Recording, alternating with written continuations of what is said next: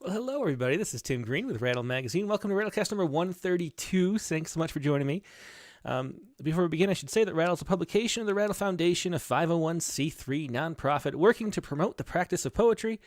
We've been in continuous publication since 1995 and are unaffiliated with any other organization. We just do this because we love poetry, and now we do too, so please do click on the like button and share. Make sure you're subscribed. Click the bell for notifications.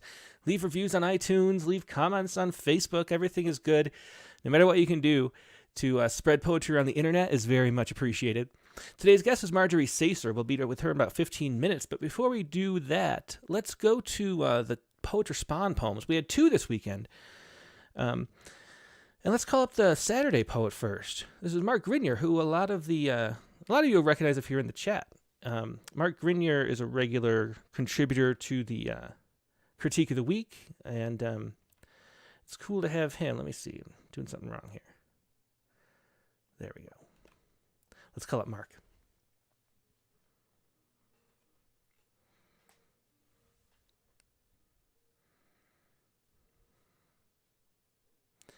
Hey, Mark. It's Tim with Rattle. How you doing? I'm doing well, thank you. Yeah, I'm so glad you could join us today.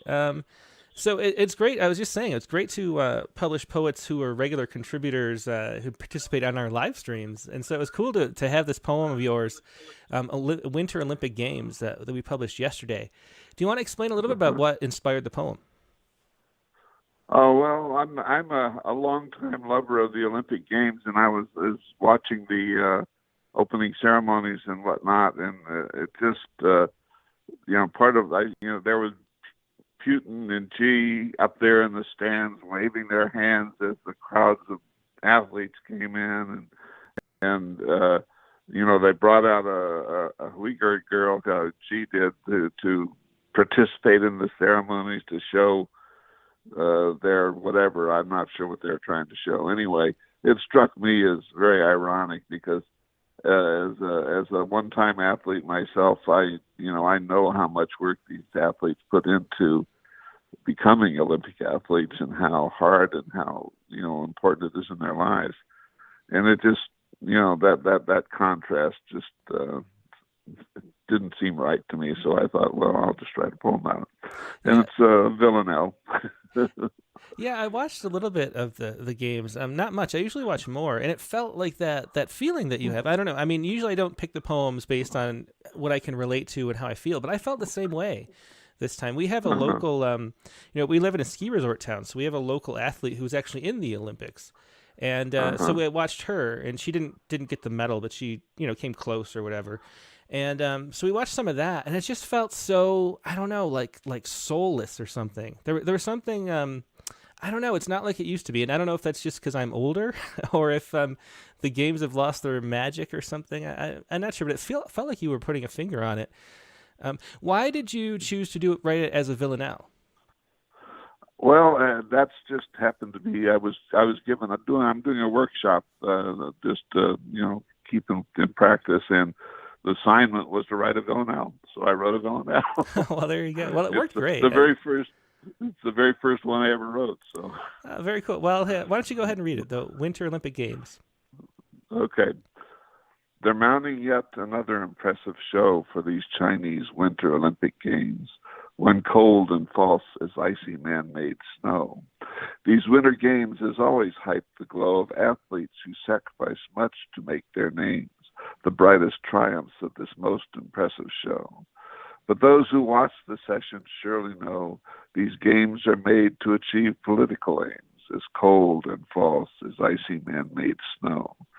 Threats of war in the east and west still grow as Xi and Putin grandstand their imperial claims, but they still provide a most impressive show. It's sad to see bad politics turn feats to no big thing, to obscure them with dead weaker names. They're mounting yet another impressive show, when cold and false is icy man-made snow.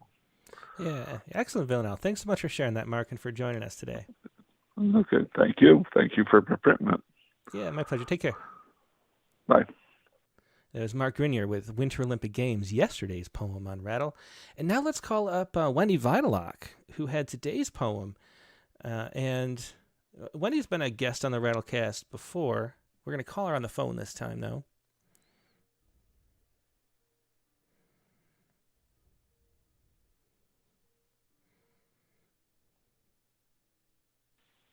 Hello. Hey, Wendy, it's Tim with Rattle, and you are live on the air. So glad you could join us this morning. Hey, Tim. How are you doing? I'm doing great, and it's just great to have you back. It's always I just always love your work, and it was fun to publish this poem. When I first saw it, I have to admit that I thought, oh God, not another 13 Ways poem, which is probably the most overdone trope in all of poetry, maybe, that to do knockoffs. But it was such a wonderful poem once I read it. And you had a lot of fun with it too. Do you want to talk a little bit about what inspired the poem? I don't know if everybody saw the video of the birds falling or flying into the ground, more accurately, that was captured in New Mexico. But that was the inspiration for this poem. Do you want to describe it? Oh, my goodness. Well, first of all, let me say that, I never thought I would write one of those 13 Ways poems either. There are so many of them, and the original is so darn beautiful. But something about this particular imagery, I first started writing, just a kind of a list of all the different ways that people were interpreting this bizarre event. And then I found myself almost channeling him. So it was almost as though the idea, came sort of as the poem was sort of taking form. And as I was writing it, as I sort of went, okay, I'm just going to surrender. I never thought I'd do this, but how could I not? Because here we have these blackbirds, and they're not just blackbirds, but they're yellow-headed. And the story itself is fascinating and disturbing, and but the response to it, the perception of it, is what really was sort of, floating around in my head and just wouldn't let go. And I think that that's kind of how Wallace Stevens kind of saw that there's a million different ways to look at one event or one scene or one blackbird. And that was I really started to admire him so much more as I was working through the sequence, especially when I got to around 6 or 7, because I realized that as a poet, it would be so easy to go down other tracks. When you get to that 6 or 7, that track that the mind just wants to go, okay, we've done this, now it's time to do 7 will look like this, and 8 will look like this, and 9 will look like that. And how he just at every turn didn't go in the direction that that would seem to be the way to go. And so I just I think I wrote the poem less than 24 hours ago. It's the fastest turnaround on a poem, Tim, by the way, I've ever had. But I've done nothing but read Wallace Stevens since I wrote that poem, because my respect for him has just gone through the roof. Yeah, it was Wallace Stevens that made me fall in love with poetry, actually. That Snowman, the Snowman, is the first poem I actually loved. And I used to shovel driveways and sidewalks at our apartment complex as my first job when I was like 13 or so. And I'd recite that poem as I was shoveling. And that was kind of what led me to love poetry. And then all of his other poems are amazing too, of course. But in 13 Ways is one of the best. It's just eminently quotable. And also I start to think that it's kind of an ars poetica, that he's really laying out what poetry does, how it changes the way we see things, how it widens our view. The nothing that is not there and the nothing that is from the Snowman. I used to have great difficulty with when I was young. I was always sort of fighting against that nothingness, and now I'm just going, that's it right there. Yeah. It's a beautiful. Yeah. I love the shoveling snow to that poem. That's awesome. Well, do you want to read the poem 13 Ways of Looking at a Yellow-Headed Blackbird? Okay. I happen to have it right here. Okay. All right. So it starts with the headline from Newsweek, which is "Hundreds of Birds Fall Dead in Shocking Footage Sparking Wild Conspiracy Theories." 13 Ways of Looking at a Yellow-Headed Blackbird. 1. The sky is falling. 2. Across a dozen hungry nations, it was a large part of the conversation. 3. In the small northern town of Chihuahua, Nothing is falling except 1,000 yellow-headed blackbirds. 4. I was of 10,000 minds and 20,000 wings. 5. The yellow-headed blackbird and the fall and the melting sun swept across the inside of the eye's horizon. 6. I do not know which is more disturbing, the murmur or the sudden slaughter, Moses or the waters parting. 7. Said the falcon in Chihuahua, there was only one yellow-headed blackbird. 8.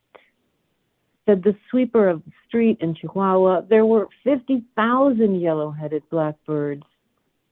Said the merchant, there was no time to process 3,000 bolts of electricity or the satellite with its scraping sound. 9. Said the yellow-headed blackbird, there is the question of the sky, the answer of the earth, and the fiery swoop of following the leader. Said another, there is also the unforgiving pavement and its unquiet people. 10. Oh, peering little hungry ghosts, why do you sleep? Why do you steep in your gardens filled with grievances? Do you not see you are the yellow-headed blackbird, the water that is parting, the starving conversation? 11. I cannot stop thinking about shadows. As the yellow-headed blackbird stammers and pitches and wings out of sight, the falcon has filled his belly. We watch from our gardens, remaining peaked and hungry. 12. The winter is dying. The spring must be dreaming of yellow-headed blackbirds. 13. It was auburn all afternoon, and all the trees were purple. The words had turned to scarlet, and the story crept under the bed. The yellow-headed blackbird, wet-feathered and sky-laden, lay curled inside her egg. Yeah, just a beautiful poem. Thanks so much, Wendy, for sharing that and joining us today to read it, because I just loved it. Sometimes you read poems and the lines just stand out and stick with you forever, and that has so many great ones. Thanks for sharing it. Thank you so much, Tim. Yep, have a good day. You too. Bye-bye. Bye. It was Wendy Videlock with 13 Ways of Looking at a Yellow-Headed Blackbird. And I was thinking as we were talking that the 13 Ways isn't the most knocked off. It must be the plums, William Carlos Williams' Plums, or maybe the Wheelbarrow. Those are probably the most knocked off poems in English. But let's go to take a little break. We're going to go to our main guest, Marjorie Saiser.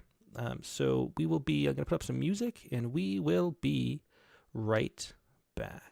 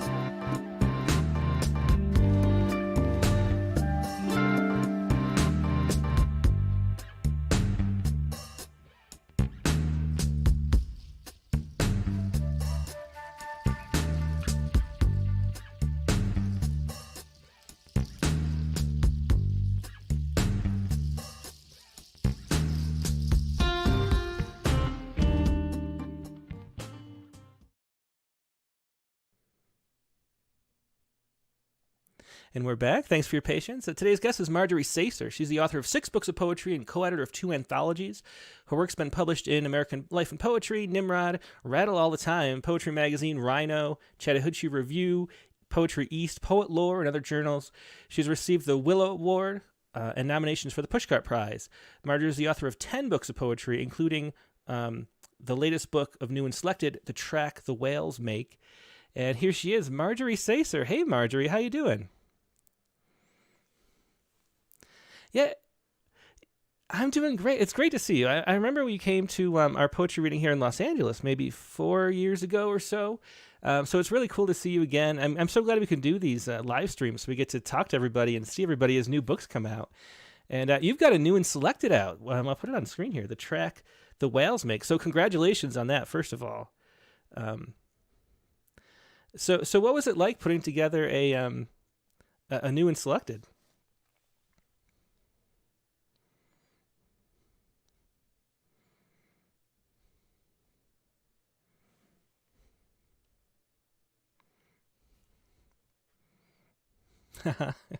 Well, why don't you go ahead and read one of them? What do you want to start with?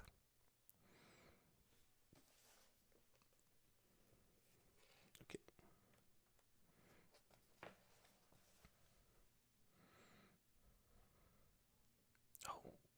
We've made, and some of those choices, for me at least, were mistakes. So I think of those mistakes as a horse that you ride for a while. Each wrong choice was a horse I saddled. I rode a little way down the road, got off and saddled another. Got better at saddling, faster at getting on board. Some of my best days, like today, all I can do is hang on. The animal beneath me galloping in some direction I can't fathom. My eyes shut, my ragdoll body flopping. No stirrups, no reins, my fingers in the mane. My most recent egregious error, trying so hard to buck me off. That was Each Wrong Choice was a Horse I Saddled from the track The Whales Make. Sorry, I had you on mute for the first couple seconds, so sorry everybody at home, but we fixed that. And so one of the things I love about your work, I just always do, I feel like you're one of the, I have this sort of category of poets that's like the classic rattle poet. Which is very honest and open about life and very straightforward, sort of a sense of storytelling and narrative-driven poetry. That really the feel of your work is that you get to sort of sit and spend time with the actual Marjorie Saiser. There's no affectation.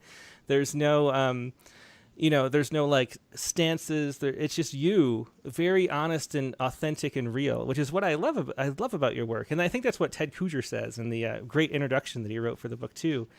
Another cool thing about looking through this new and collected is that your voice sort of stays the same throughout the 20 plus years that this book covers. Can you talk a little about that, about what your style is and what draws you to a certain kind of poetry? Well, you mentioned storytelling.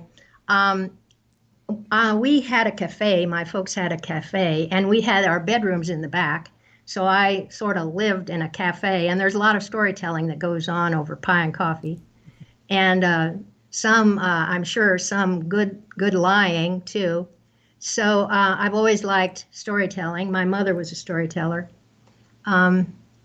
So that's, and I'm interested in people's lives, especially like where they come from, how it's different from mine, how it might sometimes feel the same. So that's the kind of poetry I like to read, find out about somebody. And like you say, I write about the ordinary. Yeah, I always feel like we're each our own universe, like literally, because the light that can reach us can only reach where we exactly are at this moment or something. There's this weird way that we actually are our own universe, and then you get to glimpse into other universes through poetry, which is just the wonderful thing that I love about it. Like you get to see inside someone else's world, which is not exactly the same as your world, and that's just the wonderful thing about it. So what is, speaking of backgrounds, how is it that you got into poetry? Where did you find it?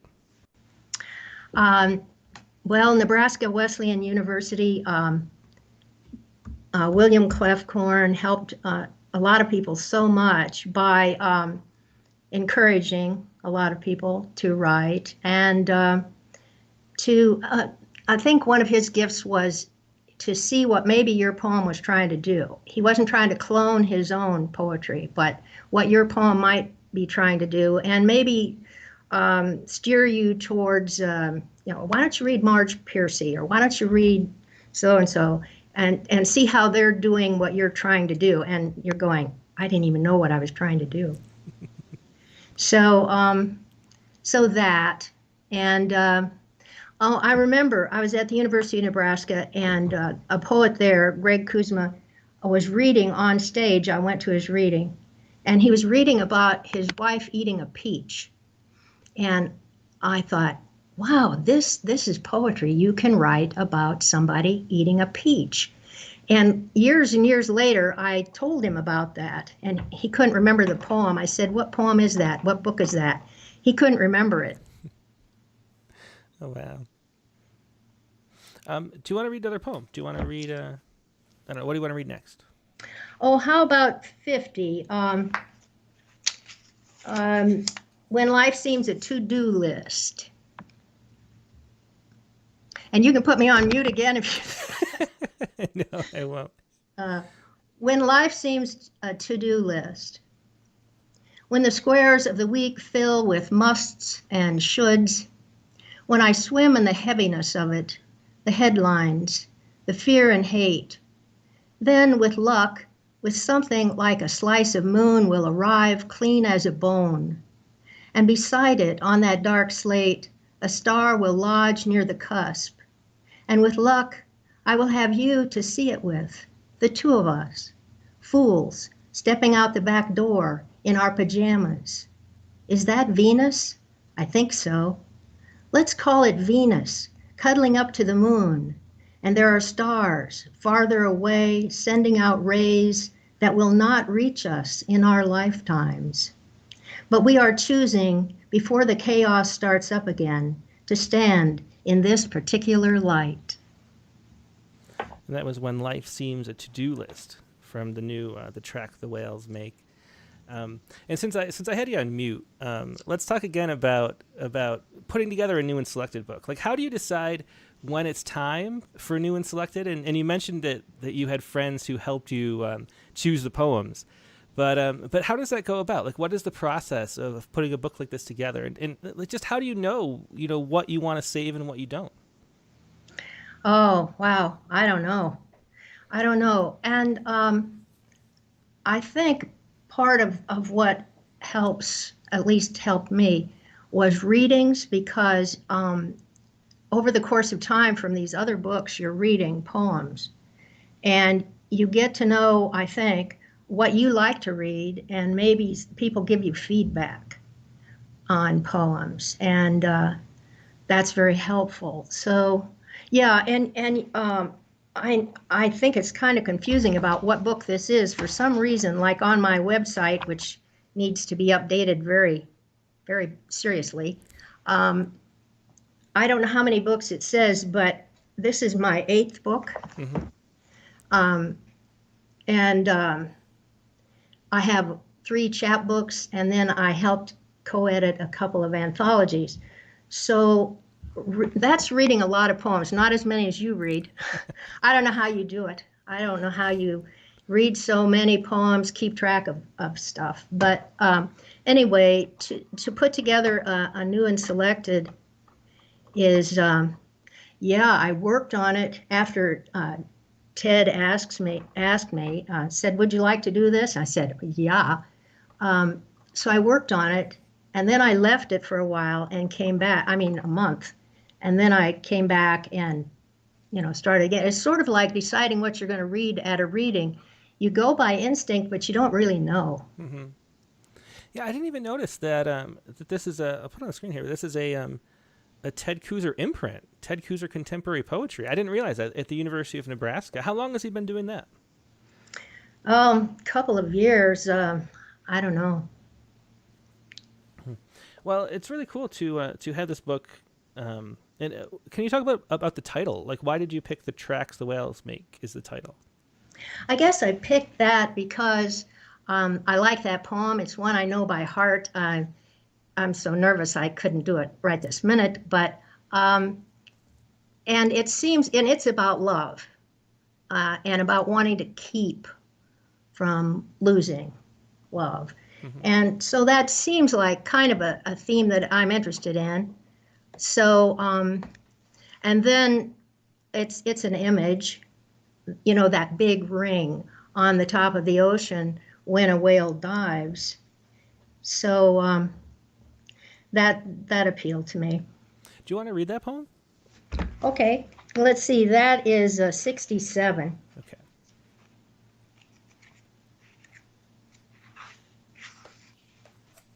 When you want love to really last, the track the whales make. You and I on the boat notice the track the whales leave. The huge ring their diving draws for a moment on the surface. I want to believe when we can no longer walk across a room for a hug, can no longer step into the arms of the other, there will be this, some delicate trace that stays. And below, out of sight, dark mammoth shadow, flick of flipper, body of delight, diving deep. And I mentioned memorizing, and I changed a word because I have when I've memorized. Memorizing really seemed to help me a lot because I would know what to get rid of because it didn't flow off my tongue, and so I'm sure people have told you this. It's different when you're reading it and you've got it on the screen. Oh, let's see, which way shall I go with that word?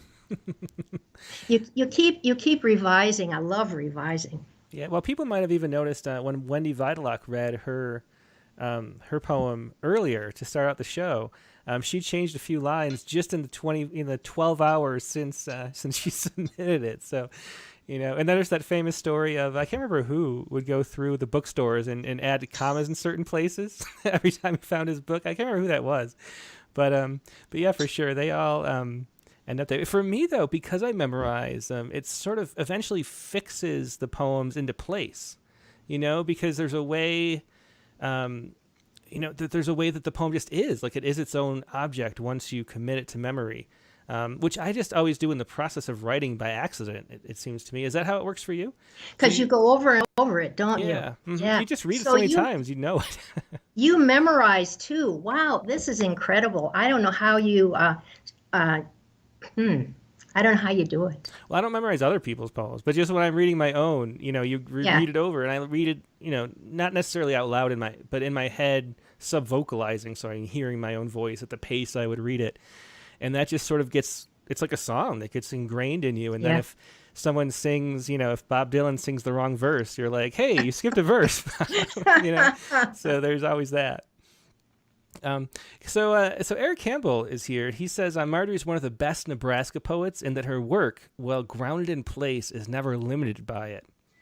Which I thought was just a wonderful way to put it, because it's so true. It feels very Nebraska, but then the Nebraskaness opens up into something more broad. Can you talk a little bit about place, about what it means to be a Nebraska poet, and what your place is there?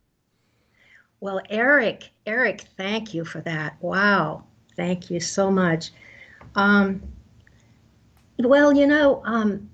now I'm in Arizona. Love the desert. Love the colors, the cactus, the sky.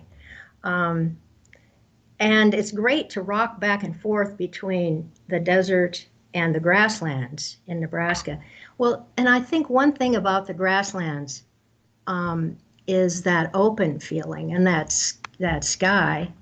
And the wind, the prairie rivers are just, they meander, So every place does have whatever you really get to love. And so I think one thing that we were talking earlier about how you love when somebody shows you what their life is like, and also their place, because it's so interesting to see these other places that I haven't been and see them through the eyes of someone who loves them or hates them or whatever it is. There are a lot of poets writing in Nebraska, and it's so it's a wonderful community. Yeah, I always wonder about that, because it's definitely feels like a state that has more poetry going on than most other states. Really, there's there's certain pockets in different places, and but Nebraska is one of the big areas. Why do you think that is? I mean, the Iowa has the Iowa Workshop and all that, but and Nebraska has the University of Nebraska, so those sort of act as hubs. But what is it, do you think, that makes poetry popular in that region? Yeah, somebody should write about that, and probably have. Well, for instance, Lark Song Writer's Place in Nebraska. It's a physical place in Lincoln, but it's also online, and it's building community. It's have a look at it. It's good classes, great classes from time to time that you can sign up for, and then also freebie stuff, readings and that kind of thing that fosters writing, not just poetry, but writing in general. Mm-hmm. And I'm very grateful for Lark Song. Yeah, it feels like that communities build slowly and just accrue, like they have their own gravity, so they're attracting more people, and then it becomes its own like constellation or something, or solar system, I guess, is to not mix the metaphors. But yeah, Nebraska just feels like that. And Prairie Schooner, too, of course, is a great resource. And I love the image of I think that's my favorite journal name, Prairie Schooner. The idea of like some kind of schooner ripping across the prairie with the wake in the wheat fields or something like that. It's just a beautiful image for a title.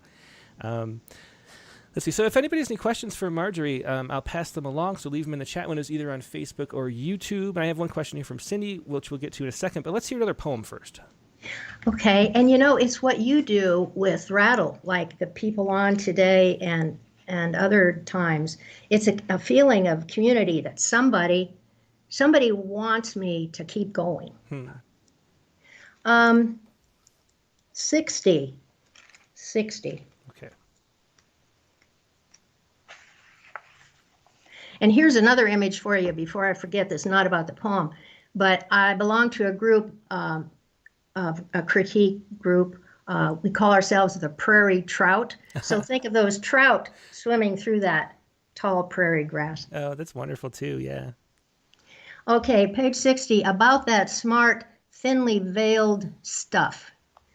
Parents, at least we often think we can get away with giving advice when we ought to just probably shut up. About that smart, thinly veiled stuff. That smart, thinly veiled stuff, I said to my daughter. My admiration was real as eggs in the nest, but my goal was to save her. I wonder if my mother, too, had that intent. Let me, in the time I have left, love my daughter and keep my hands off. Let me say a simple thing and mean a simple thing. Let a word be a round pebble passed from one hand to another. A little weight in the palm, not a burden, not a door, not a justification, not advice covered up with a blue scarf. Let me love her as a bird might value the tree and the rain. Yeah, beautiful. I love those last lines. Let me love her as a bird might value the tree and the rain. That's from About That Smart, Thinly Veiled Stuff. Again, from the track the whales make. Probably should have a dash, a hyphen between thinly and veiled, don't you think? Do you have I don't think you do, actually. When there's an adverb, I think there's no hyphen. Although we have a great proofreader who corrects everything. But I do believe you don't hyphenate an adverb. So I think it's good. Ah, okay. Very good. Learn something every day. Yeah, well, I don't know. I mean, it's I'm clueless. That's one of the things I wish I was better at, was the copy editing stuff, so I wouldn't have to. But we outsource it to someone who is very good professional copy editor, which is why, if you people notice, the poems that are just online don't get copy edited, so there are typos in there much more often that people have to call out and fix me on. So the question from Cindy Gore here, she asks, is there anything in particular you read or do for times when you feel uninspired to write? And that's a question too. Being a poet of the sort of the simple moment, I guess, and it feels like your poetry is all around you. Do you ever get uninspired? And if you do, answer Sydney's question, what do you read or what do you do when you do feel uninspired, if you do? Yeah. Oh, good question, Cindy.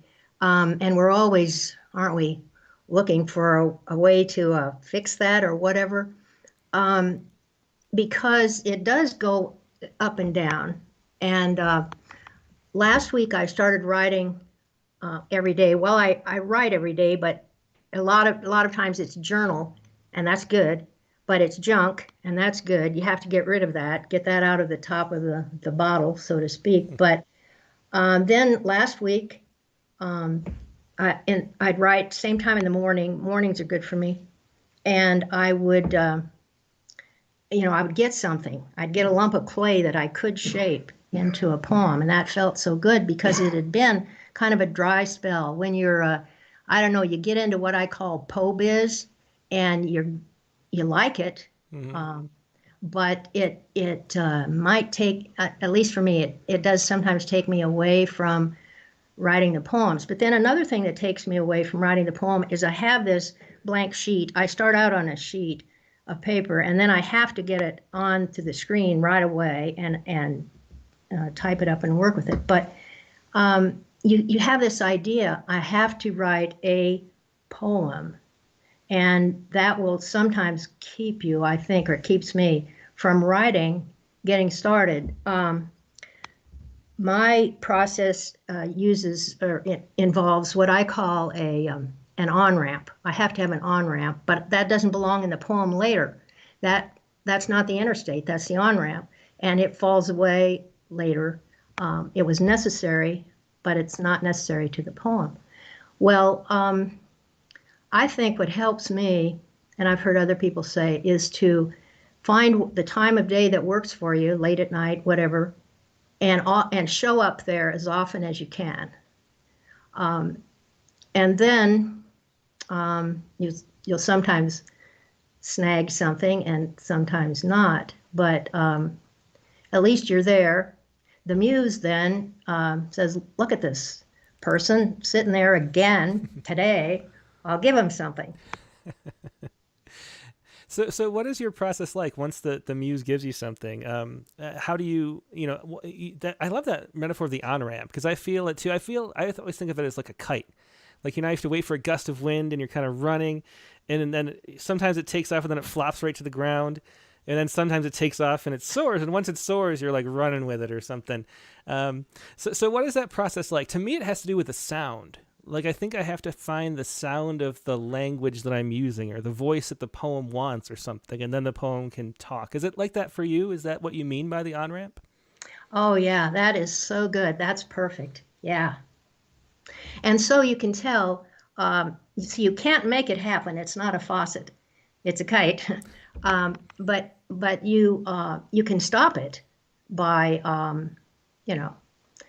not paying attention. Can I read? Okay, I'm going to read The Muse. It's 151. Perfect, yeah. The Muse is the kite. No, I'm just kidding. 151. Because the Muse doesn't hit you overhead with a 2x4. Well, maybe sometimes, but usually it's just a little scratch that you can ignore. But it's also a powerful horse to ride. The Muse is a little girl. The Muse is a little girl, impossibly polite. She arrives when you're talking or walking away from your car. She's barefoot. She stands next to you, mute. She taps your sleeve, not even on your skin, just touches the cloth of your plaid shirt, touches it twice with her index finger. And you keep talking, or you don't. She will wait 1 minute. She is not hungry or unhappy or poor. She goes somewhere else unless you turn and look at her and write it down. Or maybe she's a horse you want to ride. She's a tall horse. She's heavy, as if she could bear armor. You can't catch her with apples. I don't know how to get on. I remember my cold fingers grasping the black mane. Yeah, beautiful poem. The Muse is a little girl. And I love, it's just an example of, everything is an example of the way you write, which is this beautifully simple and direct imagery that just flowers up. So once you have the muse and you're sort of catch on ramp, like how does the actual creation of the poem work? Like what do you do? Do you write it out? You said you write it by hand and then you shape it later on the computer. Is that how your writing process goes? So are you writing lines of poetry? Like, do you know the sort of shape as you're going, or do you like shape it later? How does that work? Well, sometimes it does seem to have places where the line will break. And also, I think a big part of my process is getting rid of, taking out. It's like it's clay, and then you have to carve away to see the real thing that's there. You have to have the clay the free write, and then carve it away and get rid of what doesn't, of what's kind of covering up or hiding what needs to be there. And that happens, I print it out and work with a printed sheet and cross out and move around, because sometimes the end shows up in the middle. And, then you draw the arrow and move it down.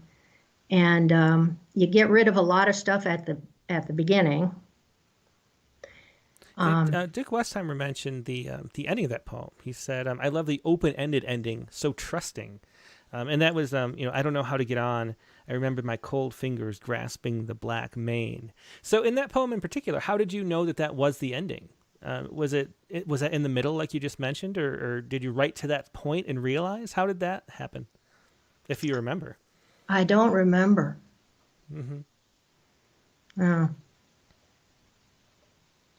Well, but do you know, just in general, like what you're looking for in an ending? Because some people, I've talked to people about endings before, and some people love the sort of, the sort of click type ending, like the sort of epiphany, like and then some people don't like that and like the understated, like more open, which is what Dick was referencing here of that poem. So is there a sort of ending that you like, or how do you know like what the ending should be for a poem? It's always something that we struggle with, I think. What I've been writing lately is not a click. And so I think, things change, don't they, over time? But so you want this satisfying feeling, but maybe you shouldn't have the satisfying feeling. Yeah. Well, let's hear another one. Okay, 33 and 34.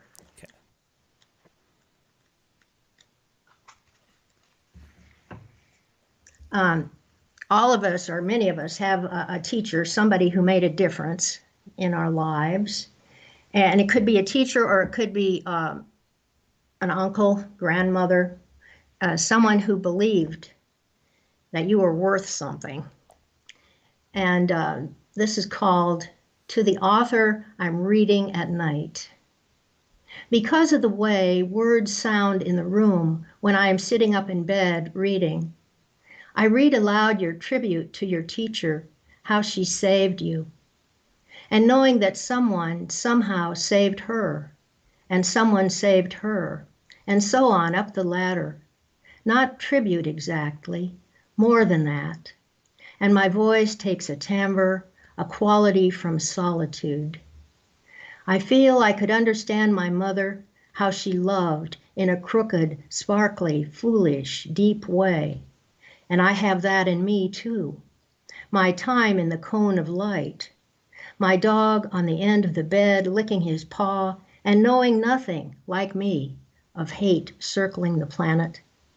I'm forgetting it on purpose and enjoying this yellow lamplight because someone, your compassionate teacher, saved you, and you pass it on, black letters in a string, string after string, to me.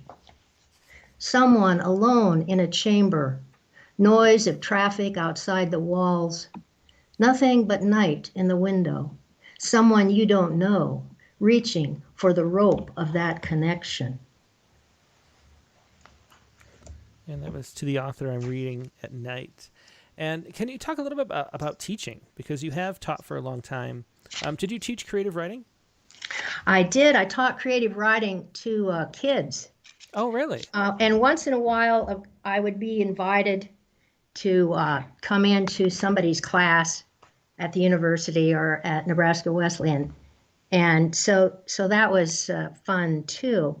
And I think, and then one thing that's been so important to me is, I got at the University of Nebraska with a master's degree in creative writing, you get a lot of critique, which is good. But then my husband and I would go somewhere for a week, and I'd have a class for a week with Sharon Olds or Dorianne Lux or Mark Doty. And that kind of teaching, and especially Sharon Olds, the kind of teaching was, okay, you guys go away for a couple hours and come back. You go down to the beach or you go to the cafe, and then you come back with a poem and read it to us. We won't look at it because it's still in your notebook, but we'll hear it and we'll tell you what we hear. And that kind of teaching was really, really helpful to me. When you say you taught kids, what ages do you mean? I taught a lot of fourth grade and fifth grade, which is great. Well, they all have their certain qualities. And I was asked then one time, my principal came down and said, I'm going to have you teach third grade next year. And I went gulp, but I did. And I got out my puppets and, I had fun there. And then seventh and eighth grade, ninth, that was it. Do you find, I've always been sort of amazed by the Young Poets anthology that we do, that it feels like kids are so, and actually there's a Sharon Olds quote that we always use at the beginning of that, where she says, what does she say? I can pull it up. She says, there's not a bad poet in the first grade. None of them are anything but fresh and original. They don't know how to avoid being original. And I just love that because I found that it was so true as we do these young poets issues. And then they eventually get to like puberty or something hits and they lose that sort of original magic where they're self-conscious instead and start thinking about like how people are going to think about what they say. Whereas I think when they're in fourth and fifth grade, they don't think about what people are going to think about what they say. And that's what makes them like wonderful poets. Do you find that they sort of lose that magic as they get older? Oh yeah, that's true. There isn't a bad poet in those classrooms until I don't know what happens exactly, but it's too bad. So do you think I always think that poets are trying to find that place that we had in the fourth grade where everything was magic. And we could say whatever we wanted. Do you try to find that place as a poet? Is that something that you strive for? Yeah, I think so. Yeah, it's sort of like painting, which I don't do very well and don't do very much. But yeah, you want to paint that same way. Yeah. And you don't know how anymore. How did I do that? Yeah. Let's see. So Ross Scolata asked about, you mentioned journals, and he asked, do you get poems from your journal, or is that just separate writing? Like, do you write journal entries and then that becomes a poem? I'm not very orderly at all, so I have like 6 or 8 notebooks, just spiral notebooks writing in, and then yeah, sometimes I'll be writing, and I can tell, it's sort of like the cruise control takes over and you start writing faster. Oh, this is alive here. And the rest of the journal is useful too, because you're finding out, or I find out what I think, what I need to do, how I'm fooling myself or whatever.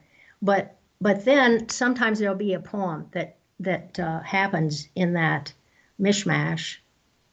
And it takes off and you're writing fast and you don't know where it's going. That is such a good feeling. Yeah, it really is. And it's interesting you mentioned writing fast, because I interviewed James Pennebaker in the winter issue, the psychologist from the University of Texas who does Writing is Healing. He does all the research on that. And one of the things he mentioned that I didn't even realize from his books was that he could tell when people sort of got into the zone or whatever it is, that zone of proximal whatever, where you're sort of accessing the parts that you didn't know or whatever. And he can tell the difference in their handwriting when they're sort of forcing it versus when they're running on a stream of consciousness kind of thing and tapping into whatever deep thing. Do you notice that too? Your handwriting changes even? Oh yeah, I can still almost read it, but is that the guy that also said that it helps if you write about trauma? You don't have to tell it, you don't have to read it to anybody, but to have written it changes the trauma for you. Yeah, exactly. That's his whole thing, is that he had students who would come in the first semester of college and they'd write about their worst experiences, and then they didn't have to share it to anybody. He'd even say, like, burn the thing after you're done, like plan on getting rid of it, but just write it down. And then measured how many times they went to the health office was the first test to use because it was so easy. And then he ended up doing like serum levels and things and finding their T cell counts were higher. This amazing research back in the 80s. And so it's fascinating to talk to him for the issue. But that seems like that's what we all do with poetry, is we sort of are. I mean, people hate saying that poetry's therapy, but we're kind of doing self-therapy if you consider Pennebaker's work on therapy, which is finding ways to construct and make sense of the things you've been through. That's what writing really is. And so that's what we're doing, right? And why shouldn't writing be good for you? Yeah. I mean, it really is. And I wonder if, I don't know. I mean, you could do another study. I wonder if the, COVID outcomes are better for poets than they are for other people because we have higher T cell counts because we don't keep secrets and write about our trauma. I don't know. It's possible. Anyway, let's hear another poem. And another thing that's good about writing is then, sometimes groups coalesce around you or you pull them around you because of the writing. And groups have been really important to my writing process. I belong to a couple of groups. Trios are good, and they come and go. They're just great, and then they kind of evaporate. Well, that's okay.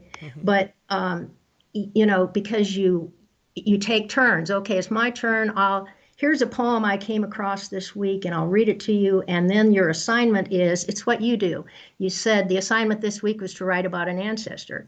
And so then we go away we usually do this on Zoom. We go away from the screen for half an hour and write something. And sometimes it's in opposition to the assignment. The assignment was to write about whatever. I'll write about the ocean. I don't care. And you get that kind of you get the bit in your teeth or whatever. But so the trios are good, and then I have a couple of groups that are critique groups, and it's so useful. Even sometimes it's not the critique that's so useful, but the fact that you read it to a different ear, so you're hearing it differently, like you're hearing it like an editor might hear it or something. Yeah. Just to read it to your group, and feedback is sometimes really good, but sometimes you don't even need that. Well, I was supposed to. Where was I? I don't know. I thought we've been talking for a while. Let's do another poem. This one, okay. This one deals with love. Page 68 and 69. She gives me the watch off her arm. My mother wants me to go to college. The closest she has ever been is this, the dorm. Her father had needed her to dig the potatoes and load them into burlap bags. But here she is, leaving her daughter on the campus, in the city, time to go. We are at the desk.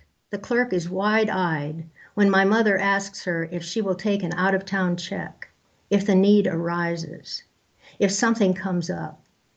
So my girl will have money. Even I know this isn't going to happen, this check cashing, a clerk helping me with money. But miracle of miracles, the clerk says nothing, and I say nothing, and my mother feels better. We go to the parking lot, old glasses, thick graying hair. She is wearing a man's shirt, has to get back to the job. We stand beside her Ford, and it is here she undoes the buckle of the watch and holds it out to me. my father's watch, keeping good time for him and then for her.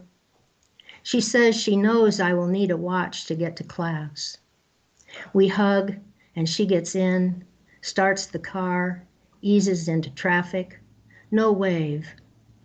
The metal of the back of the watch is smooth to my thumb, and it keeps, for a moment, a warmth from her skin. That was She Gives Me the Watch Off Her Arm.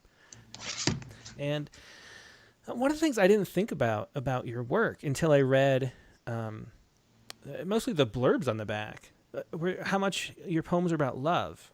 And I never occurred to me, but once somebody pointed that out, I just see it again and again. It is true. It seems like the central theme are the varying kinds of love and exploring those relationships. So is that something that you do intentionally, or is it something you're drawn toward without realizing it? How do you encounter love in your poetry? Yeah, those blurbs from Peggy Shoemaker and Hilda Raz,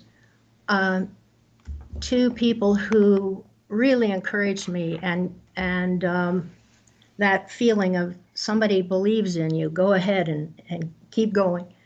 And it is my material. I'm interested in relationships, mm-hmm. and relationships have to do with love and the loss of it, the lack of it, the shape of it. But I think I'd have to say I don't choose my material. I choose to use my material, but that's my material. That's what I'm interested in. Everybody has their material, what encompasses what they have that they want to work on. And somebody's always going to be telling you, oh, don't write about that. Or don't write again about that. Mm-hmm. But that's your material. So I say, go for it and write about it. And when you're writing about relationships, then you have that sticky thing also of you are taking your take on somebody else. And is that fair? Mm-hmm. You know? So that's kind of a big question too. Yeah, that's what I was going to ask, actually, is that do you censor yourself and worry about what people are going to be? I mean, some poets say, don't censor yourself at all. You know, this is my honest truth. If you're in my life, you're a character in my story. So you know that going in. And some poets say, I wish I could remember who said what, but one poet said, no poem is worth a friendship. This is a quote I always think of. I can't remember who said that, but so how do you think about that? Do you write things and then not publish them because you don't want to upset the person they're about, or where do you fall in that continuum? Yeah, I don't publish it if it looks like I'm not being fair. Mm-hmm. But it goes in my journal. Boy, that journal is a lifesaver. You can write it there, but not publish it. And I'm very lucky because my first book, thank you, Greg Kosmiski, I said to my family, this is going to be a book, and if there's any poem or any line that you don't like, let me know. Hmm. And my family mostly said, and that's what it's been mostly all through these books, is go for it. Mm-hmm. And they don't read it. They say, I don't want to read it. And that's given me a lot of freedom, which other people who have the material, their material is relationships also, but they don't have that freedom. So I know I'm really lucky in that. And speaking of luck, I remember reading that I was giving in college before I'd published much of anything. And after the reading, this man came up. I didn't know him. His name was Greg Kosmiski. I remember he was holding by the hand his little preschooler, and he said, you don't know me. My name is Greg Kosmiski, and I'm going to have a press someday, and I'm going to publish your work. Oh, wow. And that, of course, is Greg from Backwaters Press, who we published a bunch of times. We should have him on the show. I don't know why we haven't yet, but yeah, so that's interesting. So then he founded Backwaters Press after that point. When was that? Do you remember how long ago? It seems like that was 95. Mm-hmm. And then he's retired now to mm-hmm. California. And his books then are under the umbrella of University of Nebraska Press. Yeah, that's really cool to go from just someone's aspiration in the crowd to being housed within the University of Nebraska. That's pretty neat. Let's see. So Vicky Miko asks, she says, "Ooh, beautiful country music." Question, please. Do you write lyrics? There is a sort of a country music feel to the topics. And do you do lyrics? No, but one of my poems was set to music for a high soprano, bird song, and that sound that the cardinals make. Anyway, that was wonderful to me that the songwriter did that, because I wish I had music. I wish I knew music and so on, played it. So that was really fine. I appreciate that's a great compliment to me. Thank you. So, one of the things when I read, your poems like in your style, that's plain, honest style, or what resonate with people. At least in my experience, and I have metrics for everything too, because we have websites and you see what gets the traffic and what doesn't. And those are always the most popular poems, it seems. And then the ones that are very abstract and hard to follow and maybe more exciting for an editor to read, because we don't read, because when you read 50,000 poems every month or whatever it is,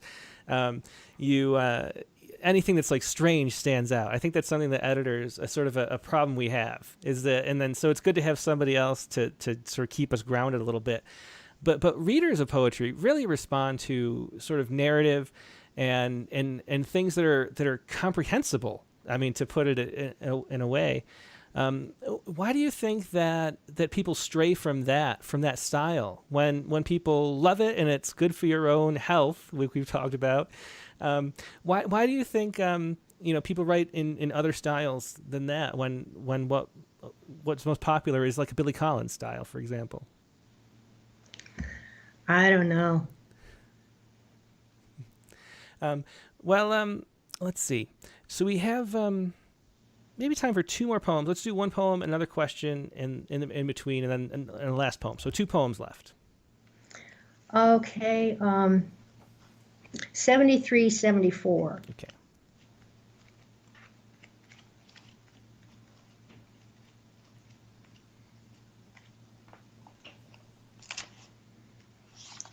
Bad news, good news. I was at a camp in the country. You were home in the city, and bad news had come to you. You texted me as I sat with others around a campfire. It had been a test you and I hadn't taken seriously, hadn't worried about. You texted the bad news word, cancer. I read it in that circle around the fire. There was singing and laughter to my right and left, and there was that word on the screen. I tried to text back, but as often happened in that country, my reply would not send, so I went to higher ground. I stood on a hill above the river and sent you the most beautiful words I could manage, put them together, each following each. Under Ursa Major, Polaris, Cassiopeia, a space station flashing, I said what had been said many times, important times, foolish times. Those words soft-bodied humans say when the news is bad. The I love you we wrap around our need and hurl at the cosmos. Take this, you heartless nothing and everything, take this. I chose words to fling into the dark toward you while the gray-robed coyote came out of hiding, and the badger wandered the unlit hill, and the lark rested herself in tall grasses. I sent the most necessary syllables we have after all this time, the ones we want to hear. I said home, I said love, I said tomorrow. That was Bad News, Good News. Once again from the track The Whales Make, Marjorie's new and selected poems that just came out. Can you talk a little bit about your use of line breaks? Because I feel like one of the more casual line breakers Like there's some, a lot of people don't want to break after a subject and then the verb comes.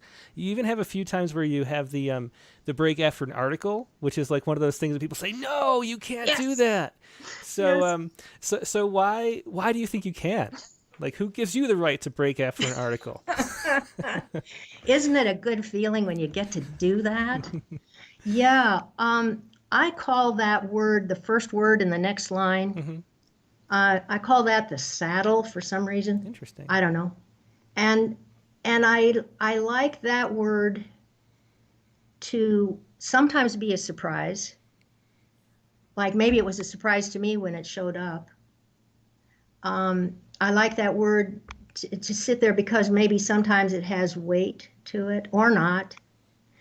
And line breaks really are some of the fun, aren't they? Mm-hmm. Yeah, it's like the playing like a puzzle or something. It's like the I don't know. It's like doing a crossword puzzle, or I don't know. There's some way that you're playing with it in a way that's more delightful than actually generating the content. Yeah. Yeah. So do you what do you think of when you're lineating a poem like that? Like do you have a certain length, or it had anything to do with the pacing, or is it just organic and you don't really think about it and it's just where it feels right? Different reasons for different times, I know. Yeah. If the line really sticks out there a long way, that's good, unless you don't want it to draw that kind of attention to itself. And of course, the fun part is when you're reading it to somebody, you can just run right around that line break. Mm-hmm. The line break is for the eye. And when you're reading it, you don't have to follow that. Mm-hmm. So let's see. So I think we should probably wrap it up with one last poem. What do you want to read last? Oh, let's see.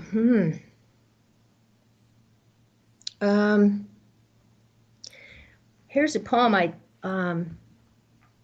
what to read?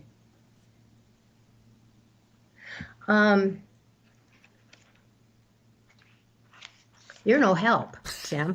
You're no help at all. Well, I can't pick the poems. I mean, I have poems I like a lot, but Okay. I'm open to this one, so I'll read it. This is 165. Okay. There are just some moments when you really feel like you love this person. Loving her in the mountains. Hard climb behind us. We clown around on the tundra, my daughter and I, laughing. The sleeves of my too big sweater swing limp beyond my hands. She pushes the bandana over my eyes. I dance for her blindfolded, goofy, the water in the canteen sloshing with my spinning and twirling. My daughter laughs until no sound comes, and she must sit voiceless on the rocks to recover. On this day, in this place, the peaks standing watch, I love her, and I can only dance it, my old shoes quick as the feet of a deer on the grasses. Just another beautiful poem, Loving Her in the Mountains, from the track The Whales Make. So now that this new and selected poems book is out, what are you working on now? Like, do you have other stuff that's in progress? Do you take a break and do more of the PoBiz stuff to promote it? And does that interfere with writing? What do you got on tap next? I'm working on a manuscript. Just what works for me, and I think for other folks sometimes too, is you write, and then you look at what you've got, and you pick out what you consider your best, and then see what kind of maybe themes that would be for a book, rather than I don't think, well, no, here's what I'm going to write this time. And I like having a project, and yes, PoBiz does kind of take you away from that, from the writing sometimes, but it's as part of it, so you have to do some of it. Yeah, well, I'm glad you were doing some of it today and being a guest. Thanks, Marjorie, for being here and sharing your wonderful poems. People just are loving all these poems in the chat window. And they are really moving and just they just feel so real. I love reading them. I'm glad you could be a guest, and congratulations on the new and selected book. It's wonderful to see. Thank you, Tim. Yeah, have a good day. You too. Bye. Yes, it was Marjorie Saiser. And with her book here, The Track the Whales Make. You can find more of Marjorie's work at her website, which is easy to find. It's poetmarge.com. That's poet, MARGE.com. So find Marjorie Saiser's book there and all of her other work, and do check it out. She's just a wonderful poet. Everybody loves these poems, so pick up a copy if you would. Now we're going to take a quick break, and we are going to go to the open lines. And this week's prompt was to write a poem about one of your ancestors. So if you have one of those, you can do the open lines instructions. You can email your poem to, oops, that's the wrong button. This one. Email your poem to openmic@rattle.com right now so I can read it on screen. If you can't read it or join us, I can just read it for you too toward the end of the show. But if you can join us, you have to join either over Skype if you want to do a video call or by phone. The Skype number is, or Skype ID is Rattle Poetry. Just type that into the Skype search bar. Send me a chat message and say, hey, I'd like to read a poem. I will put you in the call list, and I'll call you back when it's your turn. The other option is to call in by phone, 818-850-7727. That's 818-850-7727. Just let it ring a few times, then hang up. That'll put you in my call list, and I'll call you back within the hour to share your poem. And like I said, if you just want to send it to, I can just read some. I do that toward the end of the show. We try to make sure to get all the callers on so we have different voices, but I'm happy to read too if you're shy or something like that. So don't be. Now I'm going to go to a quick break, stand up and stretch, and I will be right back with the open lines.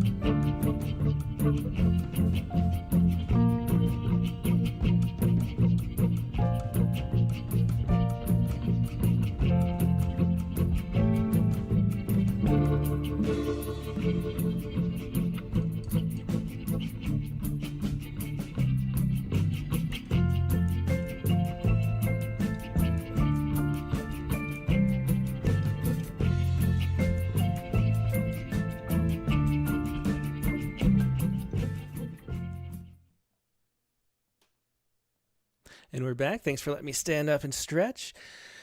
We have a bunch of people lined up to call. Let's see. We have Dick Westheimer. We have Guy Chambers, Sanhu Lee, first-time caller. T.R. Paulson's here. Good to see you. Philip Stern, Guy Chambers. Vicky Miko's back.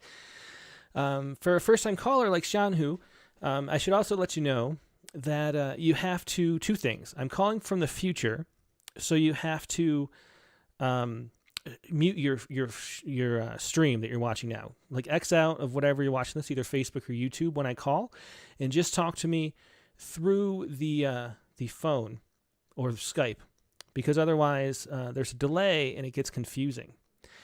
And also, you have to have your poem in front of you to read to, because of that delay. It's like an old-time radio show where there's like a FCC delay, but it's not that. It's bouncing around the internet. But the screen that you're watching right now is not going to be showing the poem at the same time as you are, so you can't read it off the screen, even though everybody else can see it at home. So have the poem next to you when I call you. So the prompt, like I mentioned, for this week was to write a poem about one of your ancestors. And Megan didn't come up with a poem. So by default, I actually have the better poem this week. So congratulations to myself, which is not saying much, but this is The Great Chain, and this is just a true story, and I think it's kind of self-explanatory. So here's The Great Chain. Every year, she'd tell the story of Pierre Levere, our great-great-great, however many greats, grandfather who changed his name to Green. A blacksmith from Quebec, he joined the war and helped build a great chain across the Hudson to block the British ships. Each link the weight of a man, hand-forged and floated over the river on a series of rafts, a great feat of engineering. And what the great-great-great, however many greats, grandchildren loved was the greatness, the words themselves, a great chain of sound that we clucked around the kitchen table. Great-great-great, how far the giggling could go. Years later, each of us would find ourselves strolling through the old fort, past the crumbling walls and batteries, the musket slots, cannonballs scattered in the dry grass, and finally find the chain. 3 links of it, 500 pounds of pig iron stretched between a pair of pylons like a heavy velvet rope. We'd read the little plaque it guarded, all the names that are never named. We'd touch each link, round like the heads of children in our hands, thinking great, great, great, each of them great. This is my little poem for Pierre Levere, who is, I couldn't find him listed anywhere, but it's my grandma's story. And she was the town historian, so I think she knows what she's talking about. Anyway, that was where their name came from. Levere is green in French, and after the Revolution, Pierre changed his name to Green because he loved America so much, and that's how we became Americans. And that's how we became Green. So that's the Timothy Green story. And I kind of like Levere better, but that's fine. So let's see what you have for us. Let's call up. We'll call T.R. Paulson first. Then we'll do the first time caller, Shanhu Lee, and then we'll do Vicky Miko. We'll do Guy Chambers, Philip Stern. Yeah, we'll do a lot of people. So let's call up. Let's call T.R. Paulson. So see how it goes.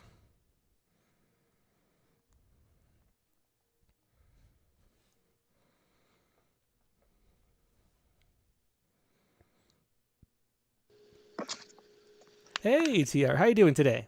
Hey. Camera. I can never find the elusive camera. Yeah, it's that button next to the hang up. There's a red hang up and there's a green or a blue, hopefully, camera button. Stupid device. Well, that's okay if you want to just do I voice. was on the wrong screen. Oh, there you go. Yeah, hello. Good to see you. Bearing. So I have 2 sonnets to read that I hope the link works. Yeah, they do. They're from Mezzo-Kamen. How do you say that? Mezzo-Kamen? Mezzo-Kamen. Mezzo-Kamen. I actually looked up the pronunciation this morning to make sure I got it right. Yeah, well, I didn't know it was coming, so I couldn't. But I always wonder. So yeah, the journal is the editor is Anna Evans, who is a frequent Rattle contributor. Mm-hmm. Yeah, we love Anna. And I wish you would do her. Have you ever done her as the main guest on Rattlecast? No, we should. That's another great suggestion. We definitely should. How I do the guests is if they're in the most recent issue, I pull them up. So, and then I kind of go back through other people who have new books. So they're the 2 things. Oh, she has a couple books, and she's the newly, I don't know if she was a contributor to Mezzo-Kamen, but then she was promoted to editor, and I don't know whether it's really a promotion. I mean, you would know that better than anyone. No, I actually think it's a thankless They job. threw more of a burden on top of her back, I think. But yeah, Anna Evans really cool. So we should definitely have her on. But it's a journal that is pretty strictly formal poetry by women. Mm-hmm. So, and I'm a big fan of journals that cater to certain demographics because it takes a lot of the guesswork out of submitting. That's true. I mean, if they don't want my poems, I don't want to waste time submitting to them. But of course we do anyway. My acceptance rate is 2% right now. Well, I think that's pretty normal. So you have 2 sonnets here. Follow requests and on the sports page. Why don't you go ahead? I need to find myself again. I was looking at some of the other great work on it. Okay, here I am. Follow requests. On Instagram, you see them when you check those posts and pictures, different names. You might see the man whose ring you wore, that blue speck of stone, or the sister who used your lipstick to write her name on closet walls, or the roommate who sat with you the night your boyfriend fibbed, or that cousin, hand on belly, whose due date looms like a deadline. Here, a truce extended from a forgotten spat, flashbacks diminished by new shots cropped and dyed with little clicks. You recall a runner stumbling at the finish line, a purple prom queen dress, fiddlesticks on carpet, and the girl in coral shorts, the one who cartwheeled down the Clover Hill alone. Yeah, beautiful. I always love a sonnet. and then the sports page is the next one. On the sports page. In the center photo, the big linebacker's arms encircle the nimble tight end's lean hips as they fall. Beyond them, in the stands, a woman sits beside her husband. Team colors, rain-soaked green and gold, envelop them. His mouth gapes open as if to yell at a child about to touch a stove's hot element. As if his team's offense, chilled by the wind, is his child, losing, as shown above by bright numbers. The woman's face turns to the side, to the man whose brown eyes met her husband's blue ones over tailgate beers. Last week in the tool shed, Brown Eyes held hers as she came and he crushed her cries. Yeah, another excellent poem. Yeah, thanks so much for sharing both. I mean, I always love sonnets and sports poems too. So it was fun hearing your work. Thanks so much, TR. Yep, thanks for having me. Have a great day. Thanks for a great Rattlecast too. Yeah, take care. Have a good one. It was TR Powelson, who can find a few poems in Rattle of hers too. So we have a 479 number as well. Let's try Shanhu Lee.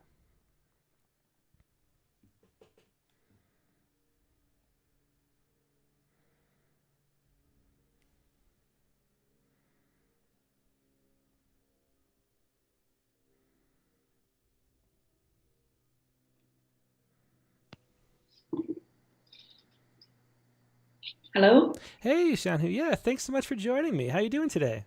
Doing very well, thank you. Where are you calling from? I'm calling from Huntsville, Alabama. Excellent. Well, I'm so glad you could join the show. What was it that you wanted to share? Hello? Hey, Shanhu. Yeah, thanks so much for joining. You have your, so mute the stream. Yeah, mute the stream or click out of where you were watching it.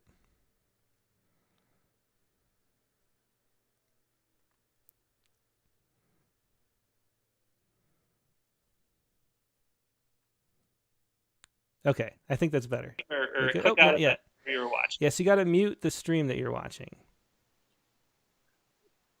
So just talk to me through Skype because there's that delay that I was talking about. Are you better? I think we're better now. Okay. Sorry about that. Am I good now? I think that's better.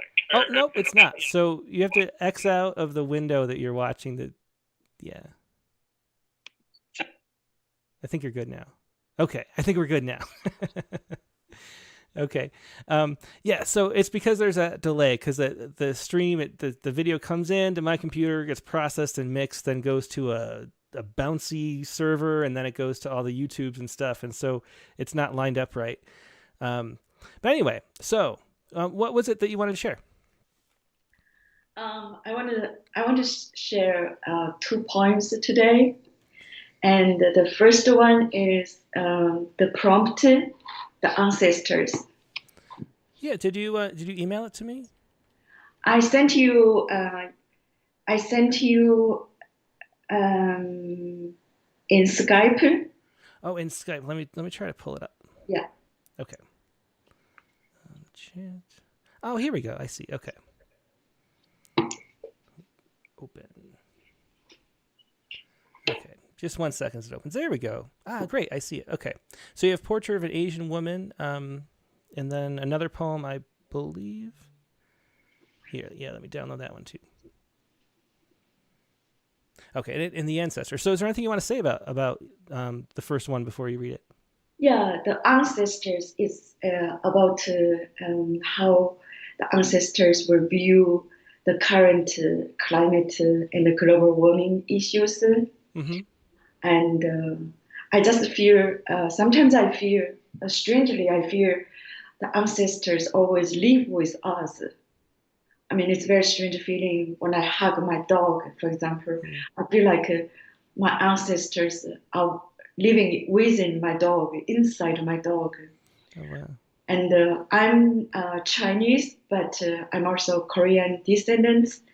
And there is a folk tale about the moon and the rabbit. Mm-hmm. In order to honor my ancestors, Korean ancestors, I also have reference that in my poem. Beautiful. Yeah, go ahead and read it whenever you're ready. I'll put it up for everybody at home. Okay. The ancestors live in warm Siberian thaw in spring with rising carbon dioxide and methane. The ancestors sing in deforested Amazon rainforest. Moonlights rain in the wildfire. The ancestors roam in the yard with Canadian geese, white-tailed deers, and hellebore flowers. The ancestors bloom in blue, red, and white coral reefs. They hide in the forsythia bush with cardinals. The ancestors play Nintendo with children and chickens in the Sunday afternoon in the kitchen. The ancestors cook shiitake and the central risotto for my 54th birthday. The ancestors climb ice in the Boulder Canyon in January. They tell me to watch out for blackbirds. The ancestors travel to the moon. They live with 2 rabbits and a flute made of moonstone. Oh, that was a beautiful poem. I love that repetition of the ancestors there. That's great. And then the other one is a portrait of an Asian woman. Is there anything you want to say about that before you read it? Yes. So this was accepted by J. Junior. Mm-hmm. I think someone mentioned in your podcast about J. Junior. She said, "Oh, you can submit it to J. Junior, and this is for justice." So I submitted, and this is my first poem got accepted for publication. Oh, well, congratulations! That's wonderful. No, it's coming out this spring, so I cannot imagine. So I'm telling everyone my poem is got accepted, and my colleagues they call me now poet. So it's great. So I wanted to. This is my first time I'm reading this poem. Oh, excellent! Well, I'm so happy to hear that. Go ahead. Yeah. So portrait of an Asian woman. 1. On the road, we met an Asian woman. We look at her facial mask. 2. From a distance mirror in the physical therapy room, I saw the reflection of an old Asian woman. Her dyed black hair was thin and frail like mother's. 3. Oriental women always have a modest body. Someone shouts at an Asian woman from his Toyota pickup at the Walmart parking lot. 4. An Asian mom, a tiger mom, no excuse, no defense. 5. Alex, my Aikido instructor, asked an Asian woman, "Where are you from originally?" when she said she was born in Cleveland. 6. An Asian woman has become a vice president. A half Asian woman has become a vice president. 7. Mulan, Mulan, a little boy calls an Asian woman. Her Cinderella shoes made of bamboo glass. Oh, wonderful. Thanks so much for sharing both those poems, Sean. And congratulations again on having that first publication. That's just great to hear. My first publication. Thank you. Yeah. Thanks for joining us today. Hope you can do it again soon. Thank you. See you. Take care. Bye. There was Shan-Hu Lee with Portrait of an Asian Woman and The Ancestors. Very cool stuff. Let's call Guy Chambers. A lot of times we call Guy later in the show. Let's call Guy a little earlier this time.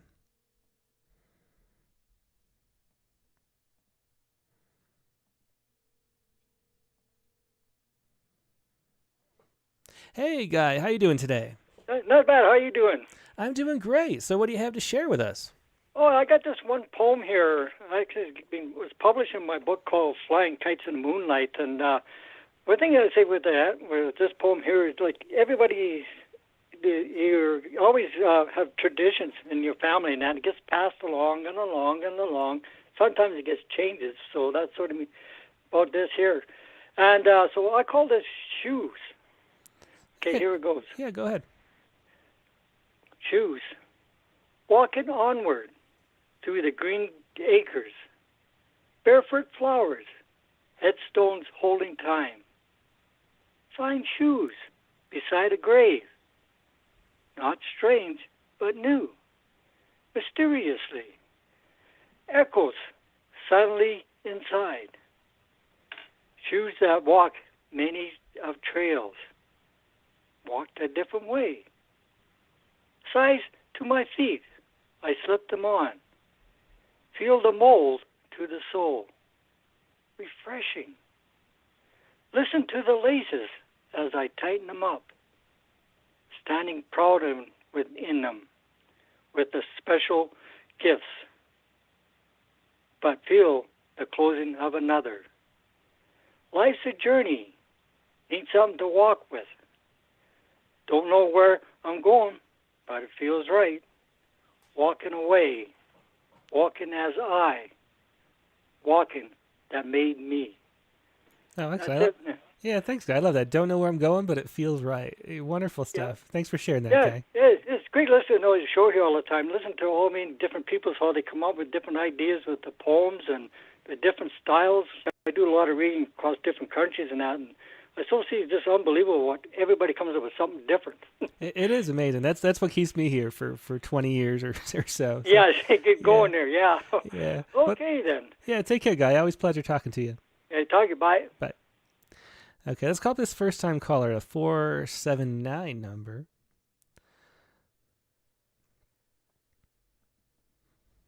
We'll see who that is.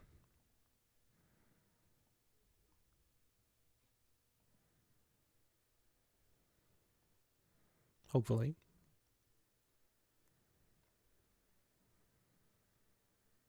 There we go. I don't know why. Sometimes it takes a long time to start ringing. Hey, this is Tim with Rattle, and you are live on the Rattlecast. How are you doing today? Oh, great. Thanks for calling. Yeah, and who am I talking to, and where are you from? My name is Margaret Dornis. I'm from Arkansas. Excellent. Well, I'm so glad you could share join us today. And I see you have an ancestor poem for my 9th great-grandmother, Susanna North Martin. Do you want to explain a little bit about what the poem's about? Yes.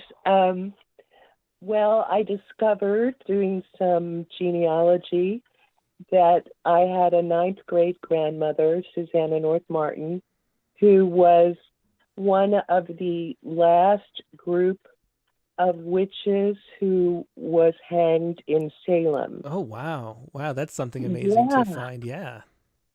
Yeah, it was really, I don't want to say it was cool because, it's not, but it was really interesting to find that out. I had a cousin who was just a keen genealogist, and she said, oh, we have this one ancestor on this line. And so I started reading more about Susanna, and I've always been interested in that period of time through Hawthorne and obviously through the Crucible. And actually one of the characters in the Crucible, who is a major character, I think her name was Goody Good. She was the character that Arthur Miller used in his play, but she was one of the people that was hanged alongside my 9th great-grandmother. Oh, wow. Yeah, there's so much great literature about the Salem witch trials, and there's that new theory that there was a bread mold that was growing in the bread that they had, and was making them have like hallucinations. And I don't know if it's true or not, but I read a novel a few years ago based on that theory, that it was the mold of the bread that was making it was a hallucinogen. So I don't know if that's true, but there's so many fascinating angles and things to talk about. Well, they didn't drink water; they drank all the time. So Yeah. But there was a really good podcast a couple of years ago about it. I forget who did that, but it went into great depth about all these different theories. And the one that was prominent was the fact that these women were targeted because they had land. So, it all gets back to the money. Yeah, it usually does. When in doubt, check the money. Yeah. Yeah. Well, let's hear this poem from my 9th great grandmother, Susanna North Martin. Yes, she died July 19th, 1692 in Salem. How is it that it took so long for me to find you? You who all along were hanging in plain sight from the branches of my family tree. You, born of English parents, packed off to this new land when you were just 18 to seek religious tolerance and freedom. You, who married a widower, settled down to help him raise 2 daughters, taught them, like your own 8 children, the way to recite their Bible verses backwards and forwards. You, whose husband's death left you penniless in old age, preyed on by those who called you infidel, devil, strip searching your withered body to check for signs of witchery before tightening a rope around your neck and tossing you in an unmarked grave.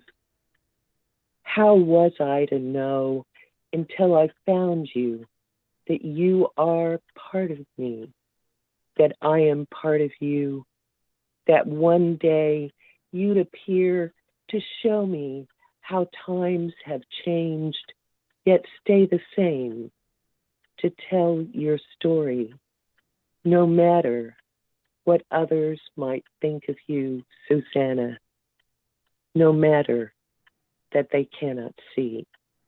Oh, that was wonderful. Thanks so much for sharing that. A really interesting story and a great poem about it. I appreciate it. Well, thank you so much. I'm so happy to be on there. Yeah, I hope you can come and join us again with more poems in the future, too. Yeah. I've only listened to a couple of your podcasts and enjoyed both of them very much. Excellent. Yeah, well, I'll hope you talk to you soon. Thank you. Bye. Bye. Okay, yeah, so that was Margaret Dornaus. I can't remember how she pronounced it. But let's add Margaret into the contact list before we move on. There we go. So we know who it is next time. Let's call... Hey, Angela Gardner's here. She hasn't been here in a while. Let's call up Angela.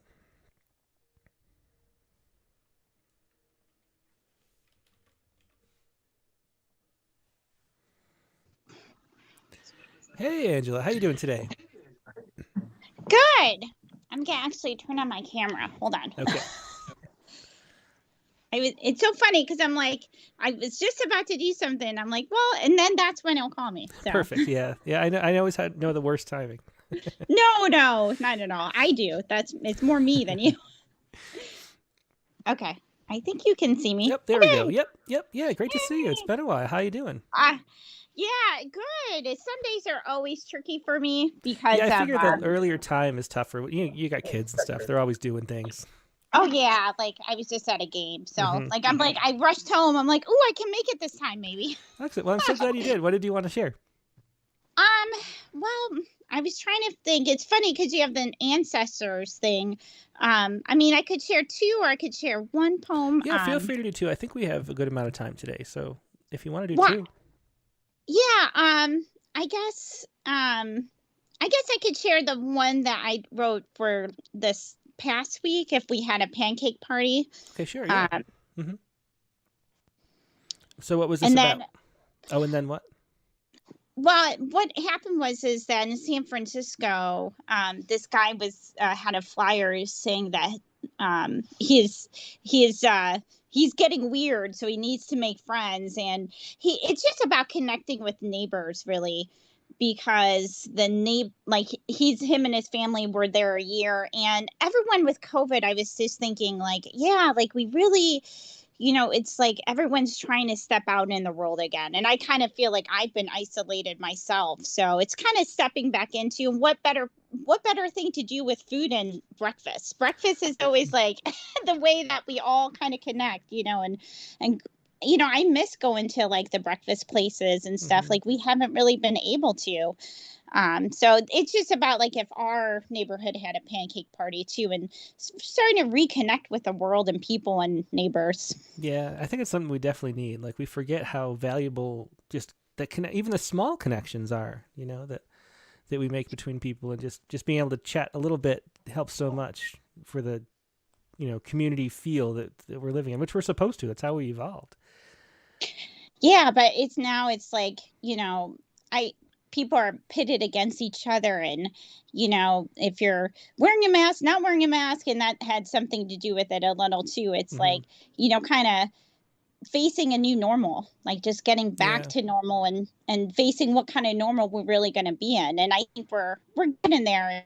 It's going to take a little bit longer. Yeah. Well, why don't you go ahead and read this? If we had a pancake party. If we had a pancake party.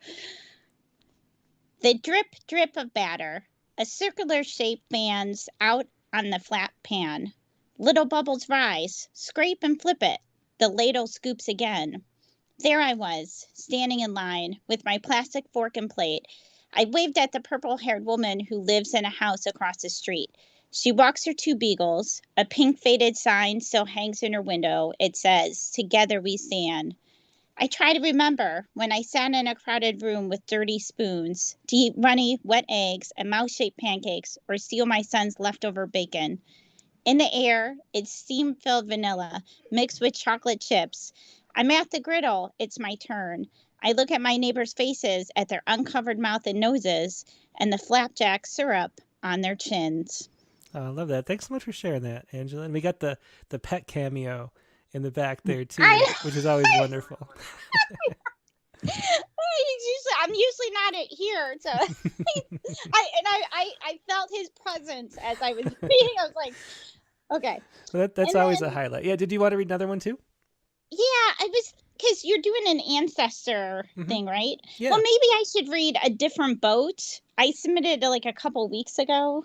It's actually about my great-grandparents. Oh, perfect. Yeah, go ahead. Okay. So what is there anything you want to say about it, or you just want to read? Well, what it was is I always kind of think, there's a better way everyone can come in the country, and I was thinking about how my grandparents came versus how, I just feel bad. Like, you hear all these stories. This particular story was 30 migrants pretty much drowned in this. They did drown.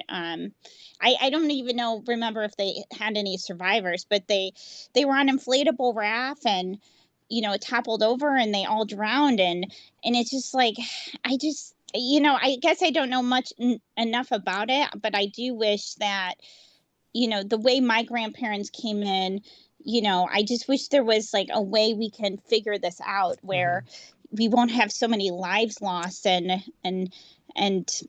people are so desperate to come, and and my grandparents were probably just as desperate. So I just wonder what we can do. It's just so sad to see so many lives lost where, that's just my. yeah, definitely. Well, why don't you go ahead and read it? A Different Boat. A Different Boat. A different boat. My great-grandparents rode on the salty waves, had a shared cabin with circular windows, and from the wooden deck, they saw the woman with a flaming candle, who stood tall with the names of people.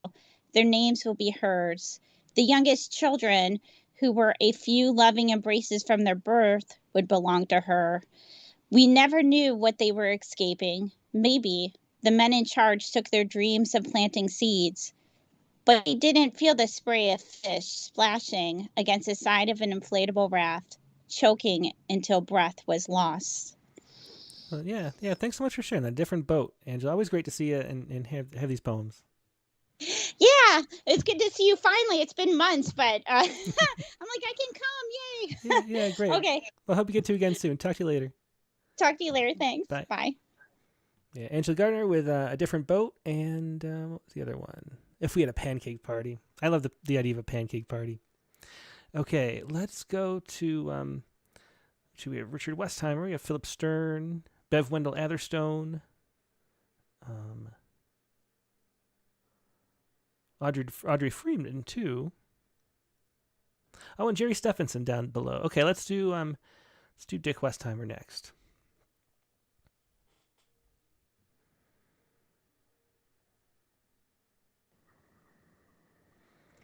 Hey, Dick, how you doing today? Tim, I'm doing great. It's good to see you. What a lovely reading today. I could have heard Marjorie's poems all morning. It was great. Yeah, it was wonderful reading the book last night. They just all the poems feel like you're with a real person, which is a strange thing to say. I keep coming back to that, but it feels so authentic and honest. Yeah, I just love her work. Good stuff. And it was great to hear the. I have to confess that the Wendy's poem, when I read it this morning, I'm not a great reader of poems, but hearing her talk about her process and talk about how it unfolded for her really made it come alive, and I'll get to reread it in quieter time. Interesting, yeah. So what did you want to share today? I have an ancestor poem, which I sent to you on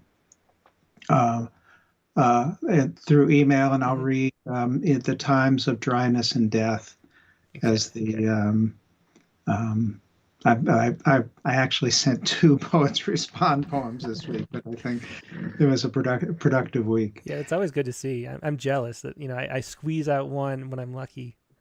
Yeah, well, you've got a day job. I've sort of That's true. So which one do you want to do first? I'll do the ancestor poem. Okay. And quickly to couch it, there are many theories about how Ashkenazi Jews, who are mostly darker complected like me, with dark features, how some of us ended up with blue eyes, and so this is just one theory.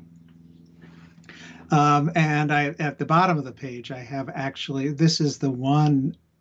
All of my family, except for this one, only goes back like 2 or 3 generations on our family tree. But this one threads back to the middle of the 17th century. And this girl, Hanno, was born in Poland, Lithuania, which was it's not Poland. It's Ukraine, Lithuania, that whole area, but died in Germany, southern Germany. So this is entirely made up from those 2 facts and one other. Birth of the blue-eyed child. Hanno, swaddled in rags, nestles in the corner of the ox cart, sleeps in a reed basket lined with dowry clothes. Her father trudges beside, mourns all he's lost. His wife in childbirth, his home burned by Cossacks. The child's blue eyes remind him of the deluge, of the horse riders who sacked the synagogue, shredded Torah scrolls on the altar where they raped the women before their bound men. The price to leave Belz, a match for Hanno in Rimbach. Mayor, already an old man, would have his bride, and the begats would begin from there. First Friedel, then Levi, then Teish, 10 times over, to me, and then my own raven-haired Hannah, who bore her own blue-eyed child. Yeah, good stuff. And I love the listing of names is always such a musically powerful thing. Yeah, there's a list at the bottom, and you can see when they emigrated to the U.S. by how the names changed. Levi, Tesh, Joseph, Hannah, Louis, Emma, Edward, Sally. Oh, yeah. Changed from 5 generations of traditional Yiddish names to American names. Yep, that's how we do it. It's like Lever to Green. Right, same thing, yeah.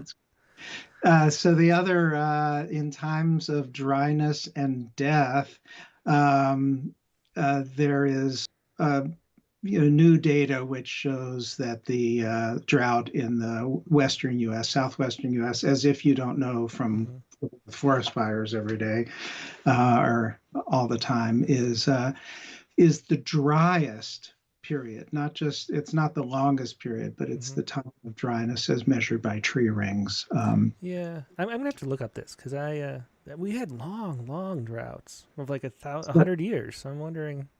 Yeah, I'd like to see this study. I'm going to look it up later. It's about the aridity. And so like there's a definition of mega drought, which is 20 years. So let's start with that. And then they looked at it and said, which looks driest according to this? And going back 1,200 years using both living, recently dead trees and also timbers that were used to build ancient things. They have some measure of tree rings. So of course, we don't know. Yeah. Well, I'm going to look up the data because I'm curious. I'm always, very curious about this topic, given where I live, up in the mountains and the trees everywhere.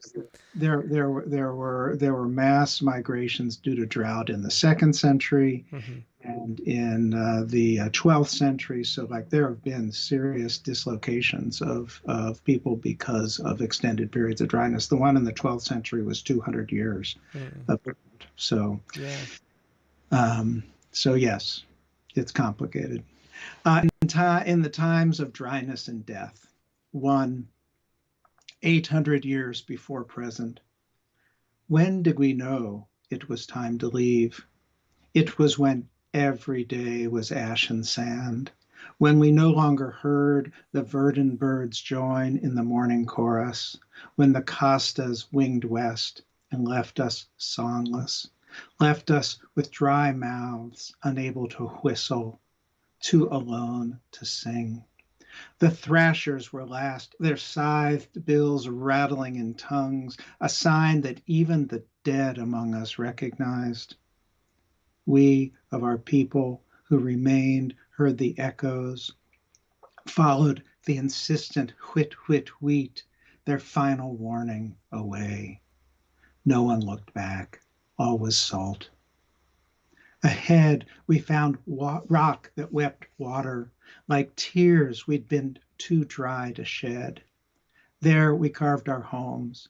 There our children didn't know the times when birds drank dust.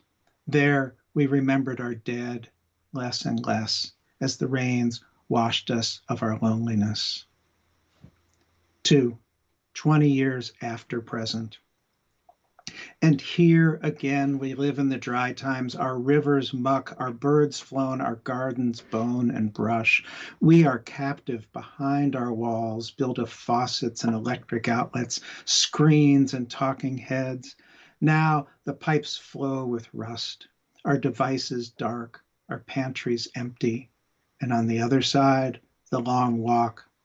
We've no creatures to track to some bountiful place, so we follow each other. None of us wise. We walk in circles. There is no place to go. We should have known before we set our homes on fire. Yeah, great ending. Good stuff as always, Dick. It's always a pleasure hearing you read. Thanks for. Thanks. Have a good rest of your day. Good to see you. Bye-bye. Bye. There's Dick Westheimer with In the Times of Dryness, and then the Ancestor poem. Let's call up Vicky Miko.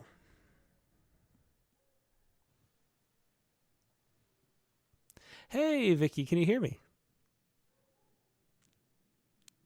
Oh. Yeah, you're on the air. Hi.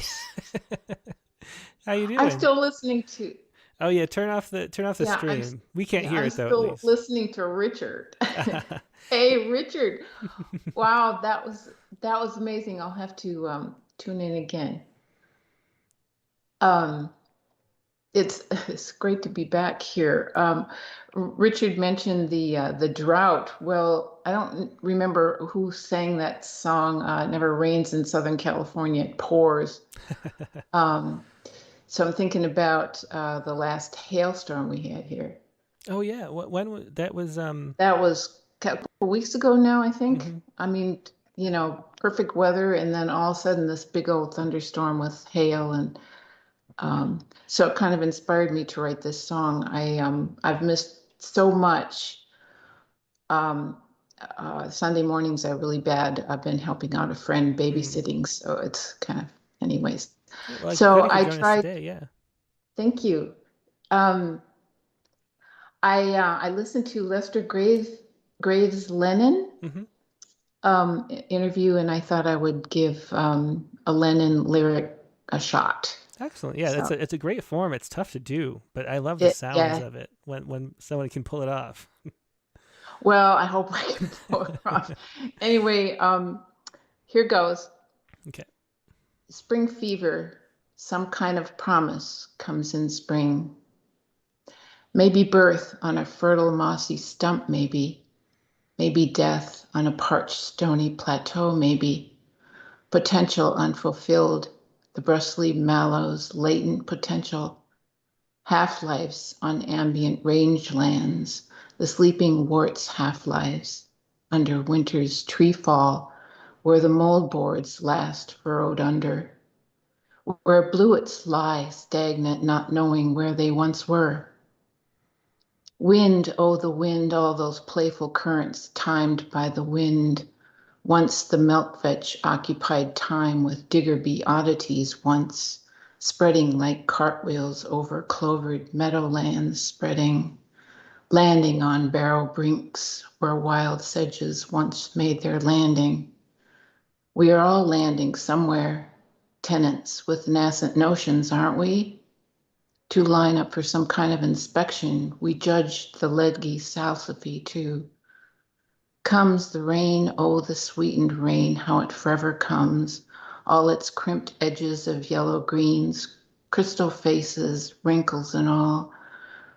Grass, oh the rise, wheats and barleys awaken in the snake needle grass, in their dream-like pomp where all fevers heighten after a long sleep in. What is spring here for, if not to sweet talk our indulgence? For what? Itself, says the wind, the rain, the sun. Spring likes to please itself. Oh, that was excellent. I love that, Vicky. And then some wonderful photos as always too of the spring blooms. Yeah, beautiful stuff. I just love those line lyrics, and you did it really well. I mean, when it's so hard to write, but then once you do, the music of it comes out wonderfully. I love that. Thank you. That's great. I love everybody's poems. Thanks. Yeah, take care. Bye, Vicky. Good to see you. Bye-bye. Nice. Oop. That was Vicky Miko, of course, with a Lennon lyric. Spring fever, some kind of promise comes in spring. Let's call up Bev Wendell Atherstone.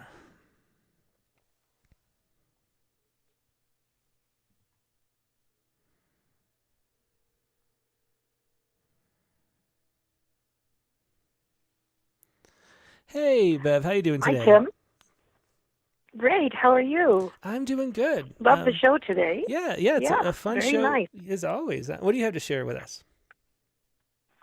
Well, first I have a comment about the witches of Salem. Oh yeah. That fungus on the rye is called ergot. Ah. And it grows in poorly fertilized rye. Ah, interesting. Yeah, I couldn't remember the details of it, but there was a really wonderful book. I can't remember much about it, but I remember I really enjoyed it. Yeah. So I was going to try and write something for the prompt in regard to my great-grandfather, but I had too much information and couldn't do it in time. Mm-hmm. So instead, I'm going to talk about my grandmother, and I sent you 2 poems. So yeah, I have them right here. Grandma's farm. Mm-hmm. Yeah. So when I was a little kid, I spent a lot of time with her on the farm. So I thought this kind of captures her. Great.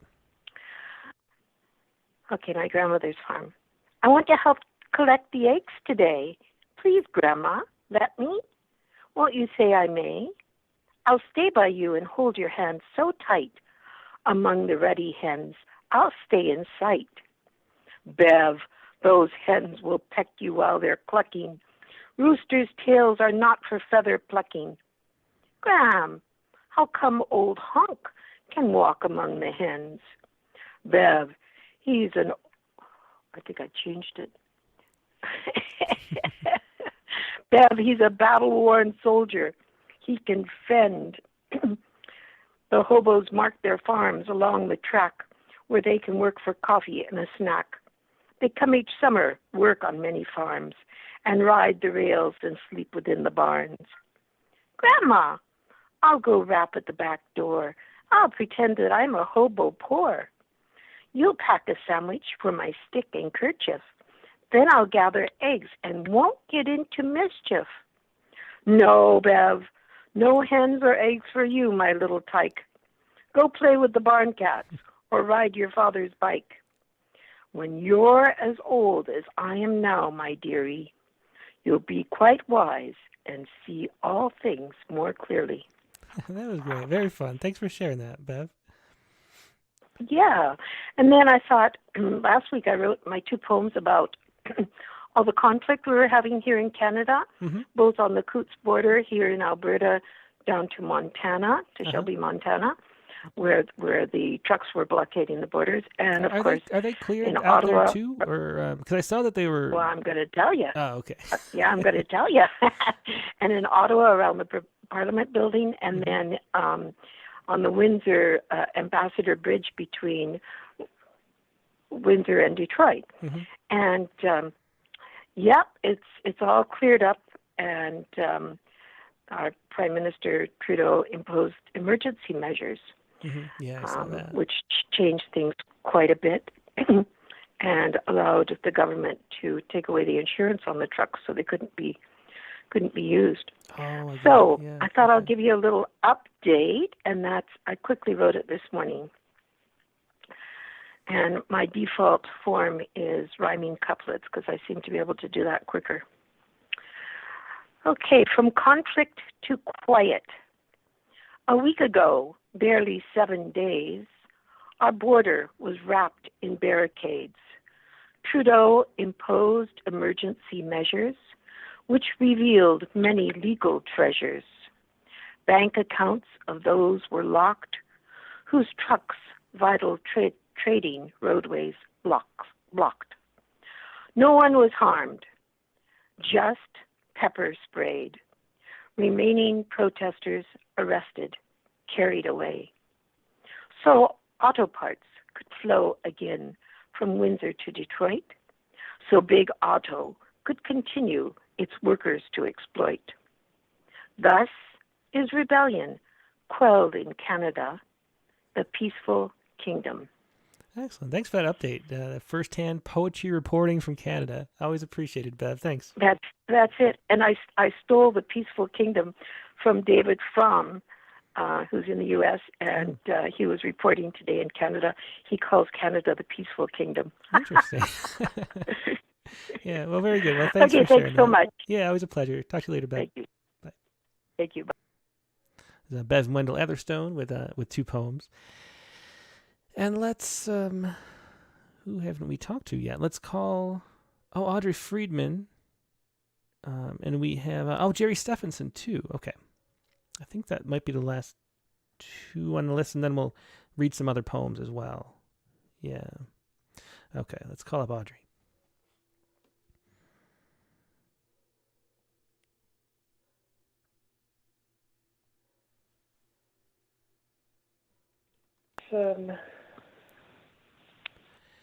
Hey, Audrey, you are live on the air. I think I heard myself in the background, so why don't you mute that? Yeah.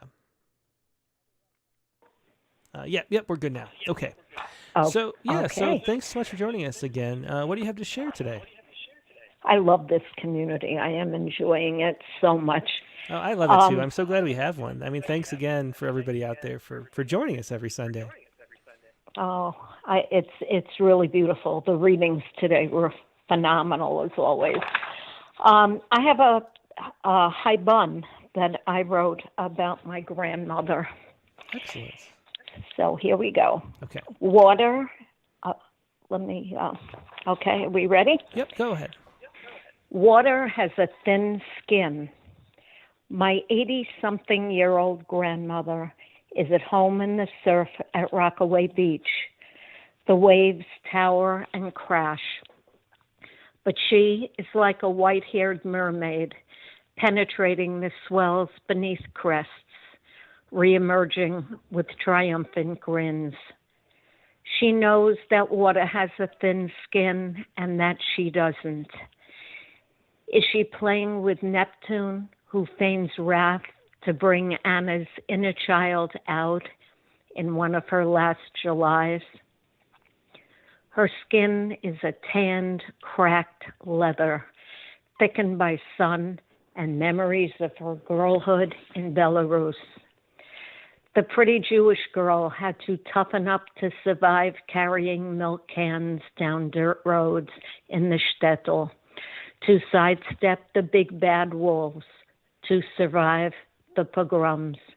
And then she had to toughen up some more to survive my gentle father's marriage to my raven-haired mother. Wind shear, riptides, 180-mile-per-hour gusts, seas above mean high tide. Excellent. Great look back at history. And you'll see that the guest next week is going to be Roberta Beery, who's the Haibun editor of Modern Poetry. So we'll be talking to her about Haibun. Good foreshadowing of that. Thanks for sharing that. Oh, my pleasure. Have a very good rest of the weekend. Thanks, you too. Okay, bye-bye. Bye. Yeah, that was Audrey Friedman with Water Has a Thin Skin. And then, we have Philip Stern too. Don't forget Philip. Okay. So we got to find, sorry, I'm kind of going usually go in the order the calls were received. This time I ended up going in reverse. So sorry about that. But here's Jerry Stephenson. Hey, Jerry, how you doing today? I'm doing extremely good. Are you ever not doing good? Well, I've been thinking about that a bit. Uh-huh. I'll have to get back to you, though. I can't remember when. Okay. Well, do you want to push the camera button? Oops, hang on here. Yeah. My feed stopped for a second there. Okay. Okay. You good? I think I'm good now. Can you hear me? Yeah, I can hear you fine. I just can't see you if you want to push the camera button. Oh.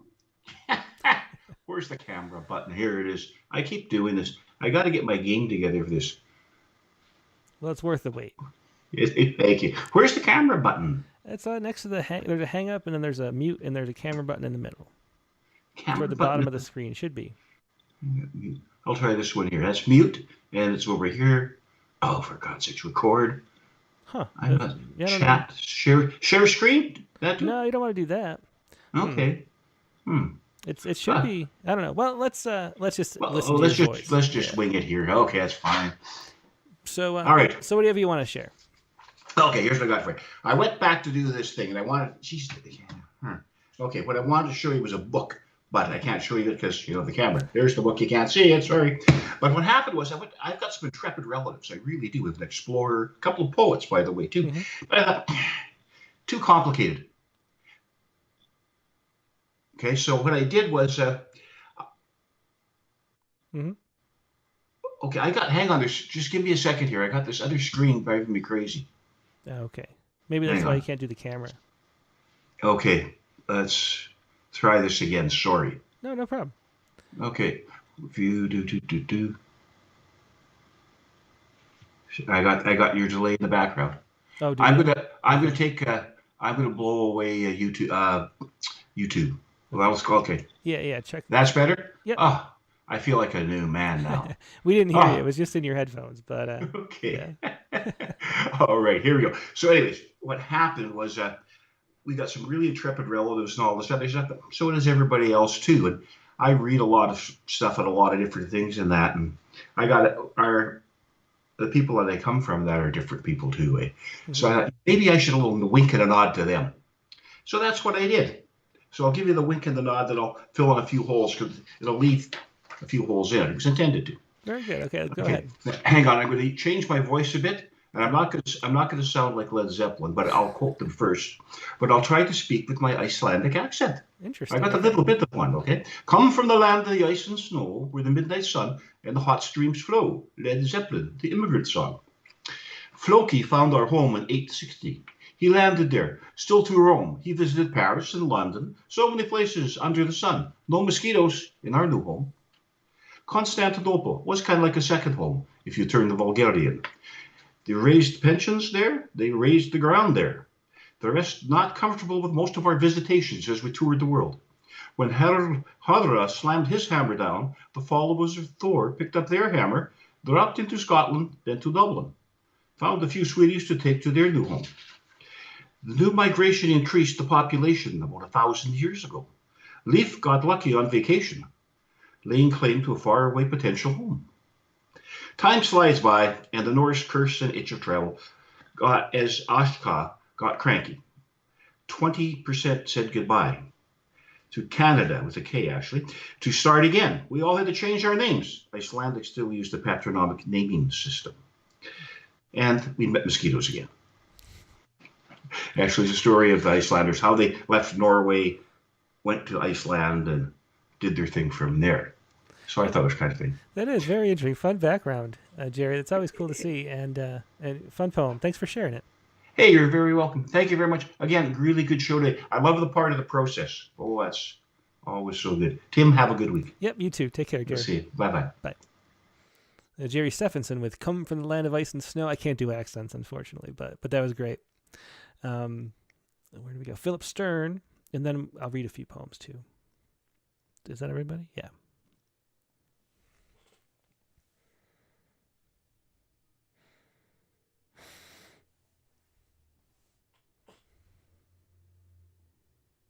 Hello. Hey, Philip. How you doing today? Okay. Okay, just muted you. Okay. So what do you have to share with us? Okay, actually, in light of all the refreshing and joyous poetry of Marjorie, this poem, Macaulay. But at any rate, it's an ancestor poem, and I had started to write about my birth. New, but it opened up and turned into something different. So it's called Brother.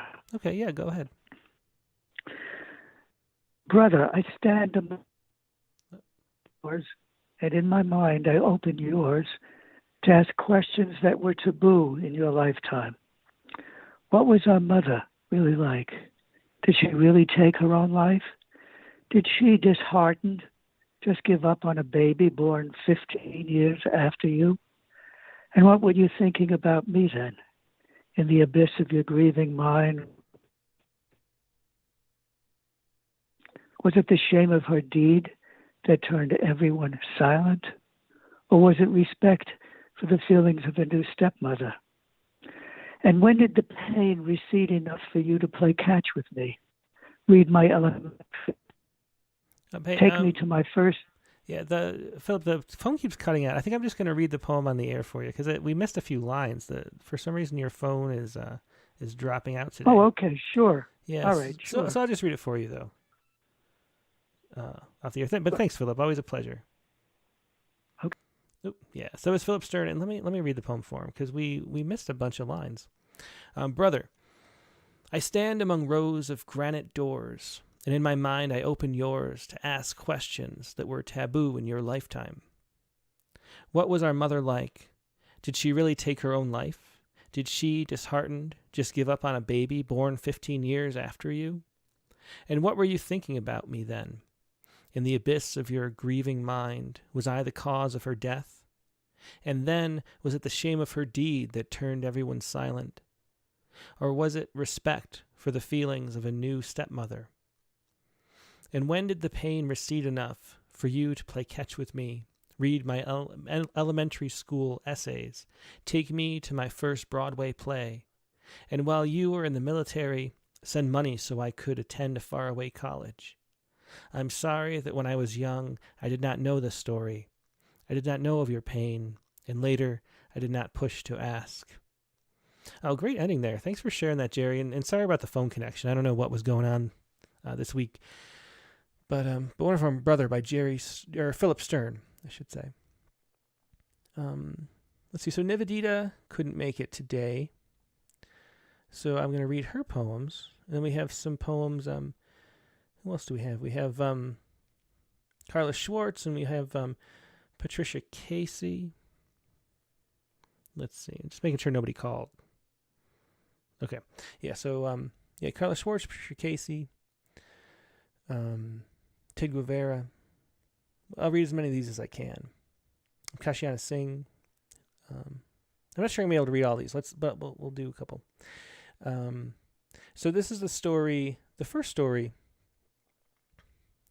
that gull-free dining thanks to patrol dogs at Sydney Opera House. And this is a story with a video here.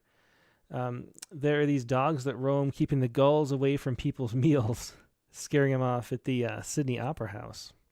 So that is the story that Nivedita was writing about. And then here is Nivi's poem, Bird Patrol. Bird Patrol. The food thieves are already here at Sydney's Opera Bar. They wait for you to turn to your beer and then swoop in from afar.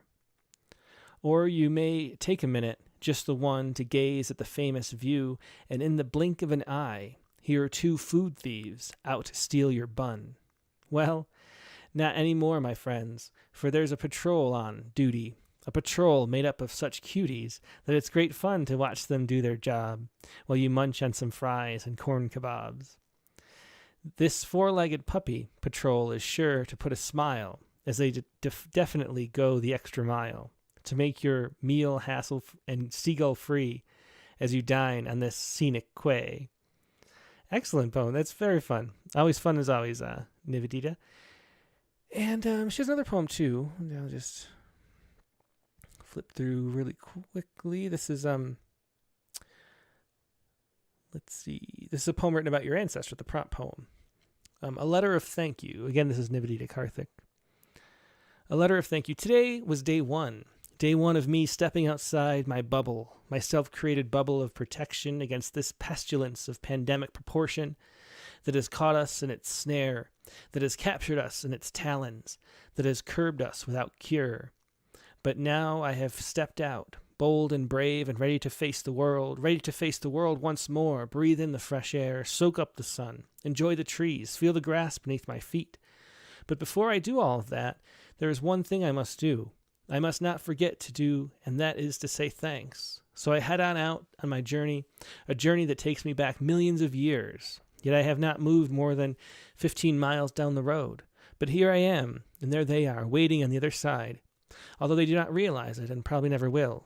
I park my car, grab my card, and head on in, past the taxidermy animals and the Ming vases, turning right at the Egyptian room and left at the African room, till I finally come face to face with my possible savior, the one whose gene is tightly linked with mine.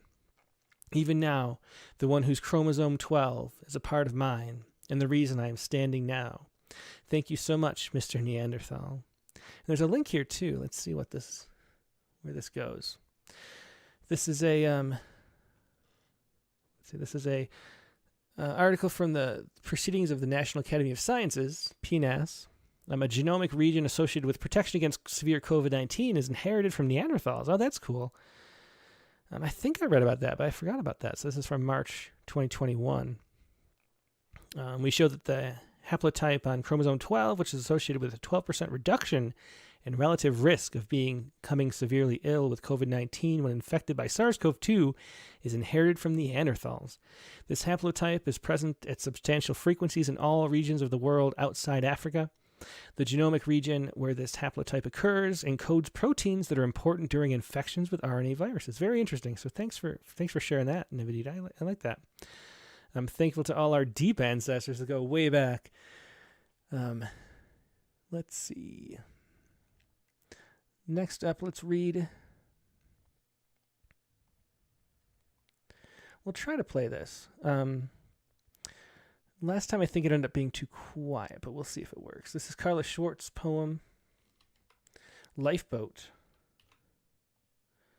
And she sent an audio recording of it. So let's try it out. This is Lifeboat by Carla Schwartz. Oops, wrong one. There we go, Lifeboat. And if I can do this right, the audio as well. Lifeboat.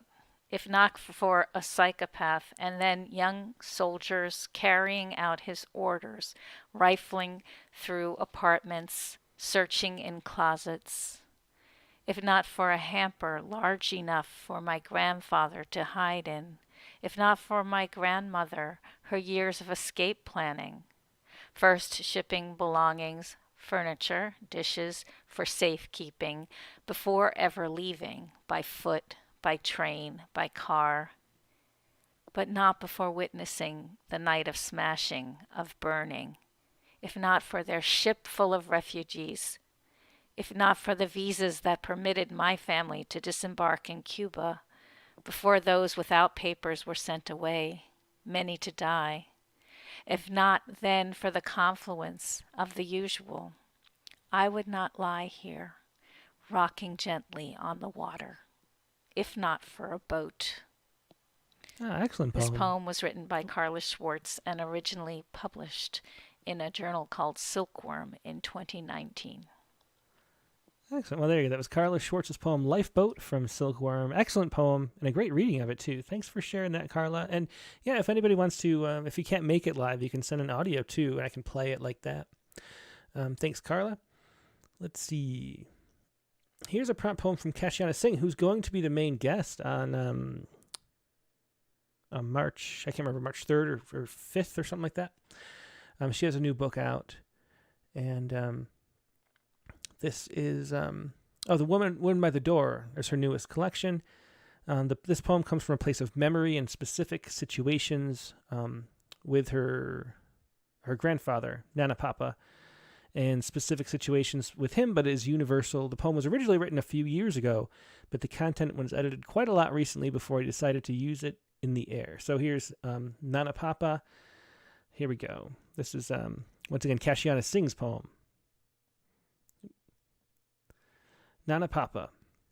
Reader's Digest, Huckleberry Finn, Britannica Encyclopedia, Great Gatsby, all the Agatha Christie novels, Sidney Shelton, Jane Austen, collected Shakespeare, Keats, Rudyard Kipling, Khushwant Singh, of course Charles Dickens, The Old Man and the Sea, shining copies of Misha and Soviet Union stacked together, an unabashed Koran too. Then he grew older, his wife, my Nani, passed away, and aloneness arrived in abundance. An awkward reader now, voracious. Nana still remained a voracious reader, perennially marking the edges of pages, sometimes signing his name. Often he left them open too. Nana retreated for hours into his chair, still holding her scent in its cushioned shadows. He dusted each book and saved it inside a walnut chest, then kept an empty perfume bottle. Now, a lender from a reader, his mahogany-walled library became a display of video cassettes. I remember the alchemy of that room, emblazoned by a vision, an addiction dotted with names and movies, lettered spines ascending floor to ceiling, white jackets with black borders, handwritten names meticulously aseptic. I would sit cross-legged, not in a padmasana, in that room each rowdy summer as it gathered an entire brood of cousins binging on mangoes scooped into eating contests, drowned with spicy ambrosia of buttermilk, our veins now drunk, laying claim to vanilla ice cream shaped like the bricks of Augustus. That summer afternoon, after him, I stole 4 VHS cassettes, signed, also entitled Myself, to his deluxe gramophone and a rattan rocking chair. They say that the lifespan of videotape is 25 years, then pixelation sets in. A great poem. That was Kashyana Singh with a poem about her grandfather, Nana Papa. So thanks so much for sharing that, Kashyana. And in 2 weeks, Kashyana is going to be the guest. I'm talking about her new book, Woman by the Door. Let's see. So here's Patricia Casey's poem. She couldn't make it today, but here's Eve, her prompt poem. Eve. He slid across my little toe, his tongue exploring, oh my, oh. For wisdom's gain believed his flam, and took his sword to slay the lamb, and flayed and ate forbidden fruit. Now Adam's turn to follow suit.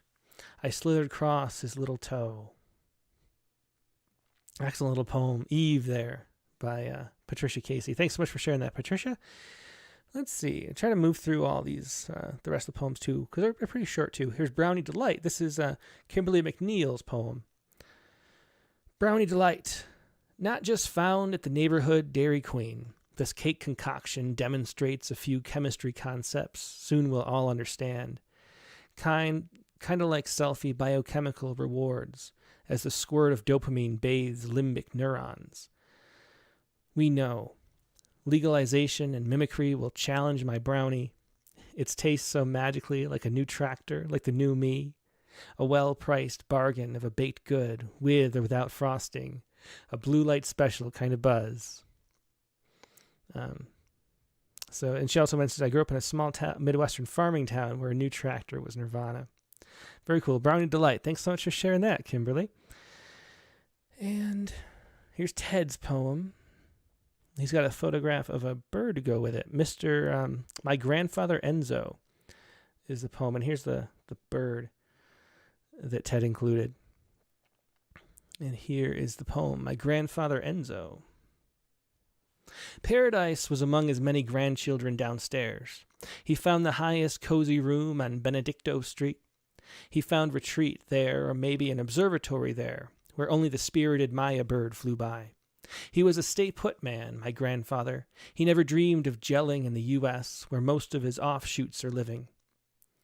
He felt the coolness to be alone, from the brood, from their already soaked commotions. They were away. Now they can make their imminent goodbyes. My grandfather would hear them still, like from the footloose Mayas on the zinc roof. I came home one year and felt they flew around, death like it was a banner. I thought of his younger days, the dry air at Berkeley, stateside this man had been once. The first cool night I went up to his room and asked where his party clothes were, the ones he wore when Lola was still alive. My grandfather was dressed before he could ask what was happening and was at the nightclub when he got a definite answer, all via sneak and via taxi. He didn't measure the length of the room then. He just found it wide with the scintillating lights and the scents of unknown women. 5 blocks away was a La Union Plaza, where he had first met his Spanish Sampaguita, my grandmother, under the belfry where the Virgin Mary was consistently adorned with a flower. It's too wild to imagine what I had been thinking. My grandfather thickening by floors, morning misted, with the windows open, mosquitoes didn't hover that high at night. Wasn't enough for me. Settling, yes, but to eliminate flaw and find girls flouncing around him, instead of Mayas flying by, was the upper room for me. That was years ago. Higher grounds were real now.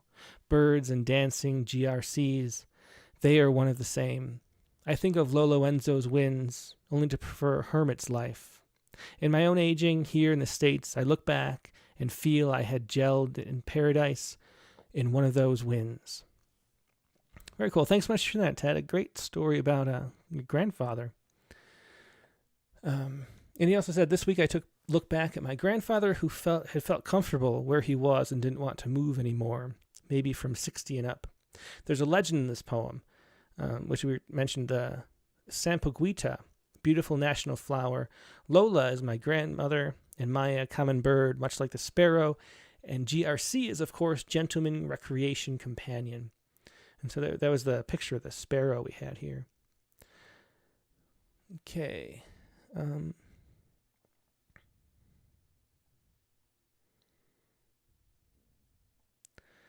Let's see. And then we have 2 from Carlton Johnson as well. Here's a poem from my book, A Thimble of Time. This is Aftercare. And once again, this is Carl Johnson, also known as Carlton. Aftercare. Aftercare by Carl Johnson. Tonight, as the long dark night fills my once horizon, I breathe, still as the air passes from lungs to trachea to mouth and out, then back in again, each one no less vital than the one before or the one after. I learn the value of a breath and breathing late, with regularity, up and down, rise and fall, in and out. The breathing keeps us balanced and true. I love it when I travel back to Baltimore in the winter, and I can see my breath, little instant clouds shrouding my person before settling on a blade of grass or a stem. Each whisper thin breath may have started with you or you or you. Each breath is a link in a long chain, a chain of care, seeking its ancestor back to the first mud puppy, gasping for a breath of fresh air. Great sounds as always. Thanks for sharing that, Carlton. And one more poem from Carlton. This is The Candy Bomber. And it's a new Poetry Spawn poem. So the story is here. Gail S. Halverson, the world's candy bomber, dies at age 101. And I'll put it on screen. This is a photo of the candy bomber, Gail S. Halverson. And the article here, he was part of the greatest generation and was known around the world as the candy bomber, or Uncle Wiggly Wings. On Wednesday evening, Gail Seymour Halverson died. Oops. Where do we go? I'm trying to put this on screen for you. There you go.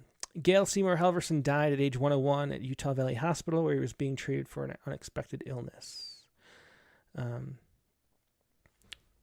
So that's Gail Halverson on the screen there. And here is Ted Guevara's poem, Carlton Johnson's poem, The Candy Bomber.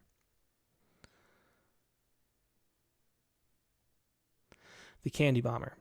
It was always about the children eager with smiling faces behind the great wall of silence, with great arms outreaching, beseeching the heavens for peace from being locked away behind concrete and barbed wire. Then Gal would arrive, higher than spire, spilling forth shoots from bomber as it sailed over Berlin some 60 years ago. Over the course of the airlifts, he launched 23 tons of chocolates, headed homeward to the ever-smiling faces of children he might never meet. Very interesting. The candy bomber is literal. He literally dropped candy over East Berlin. Very fascinating. Thanks for sharing that, Carlton. Okay, and that is going to be the end of the open lines. Really quickly, well, I guess this is the Sciku for today. It's the same story that, and I have to apologize in advance for this, but it's the same story that Wendy Videlock was writing about in her Poets Respond poem. And here's a Sciku about those birds falling, really flying into the ground, which was strange and fascinating to see. But I have to apologize for this Sciku. Hang on. Hard ground, blackbirds jump into water sound. Hard ground, blackbirds jump into water sound. Of course, that taking after the Basho frog jumping into the water sound. Anyway, that is your Sciku for today, and that is the show for today. Thanks, everybody, once again for joining us. It was a real pleasure, as always. The prompt for next week is going to be this. It's the year 2222. The year 2222. What kind of world do we live in? Write a poem about it. So it'll be 200 years from now. So bicentennial into the future. What kind of world do we live in? Write a poem about it. That is your prompt for next week. And that's going to be your show for next week. For this week. Next week's guest is going to be Roberta Beery, who we mentioned. Her book that came out not too long ago, The Unworn Necklace, is one of my favorite books of haiku. It's just a wonderful look at sort of a marriage crumbling apart, I guess you could say. It's a great in the form of a haiku sequence. As we mentioned earlier, Roberta is the Haibun editor for Modern Haiku and a really well-known, much beloved member of the haiku community. She's in Ireland right now, and she has been for years because she left before COVID on a tour promoting haiku in other places, among other places, Ireland. So that's where she ended up. And that'll be Roberta Beery, Rattlecast number 133, Sunday, February 27th, the usual time, noon Eastern, 9 a.m. Pacific. And your prompt, it's the year 2022, or 2222, right? What kind of world do we live in? Write a poem about it. So that's going to be your show, Rattlecast 132. Hope to see you then. Hope you have a great weekend. In the meantime, and I will talk to you soon. Goodbye.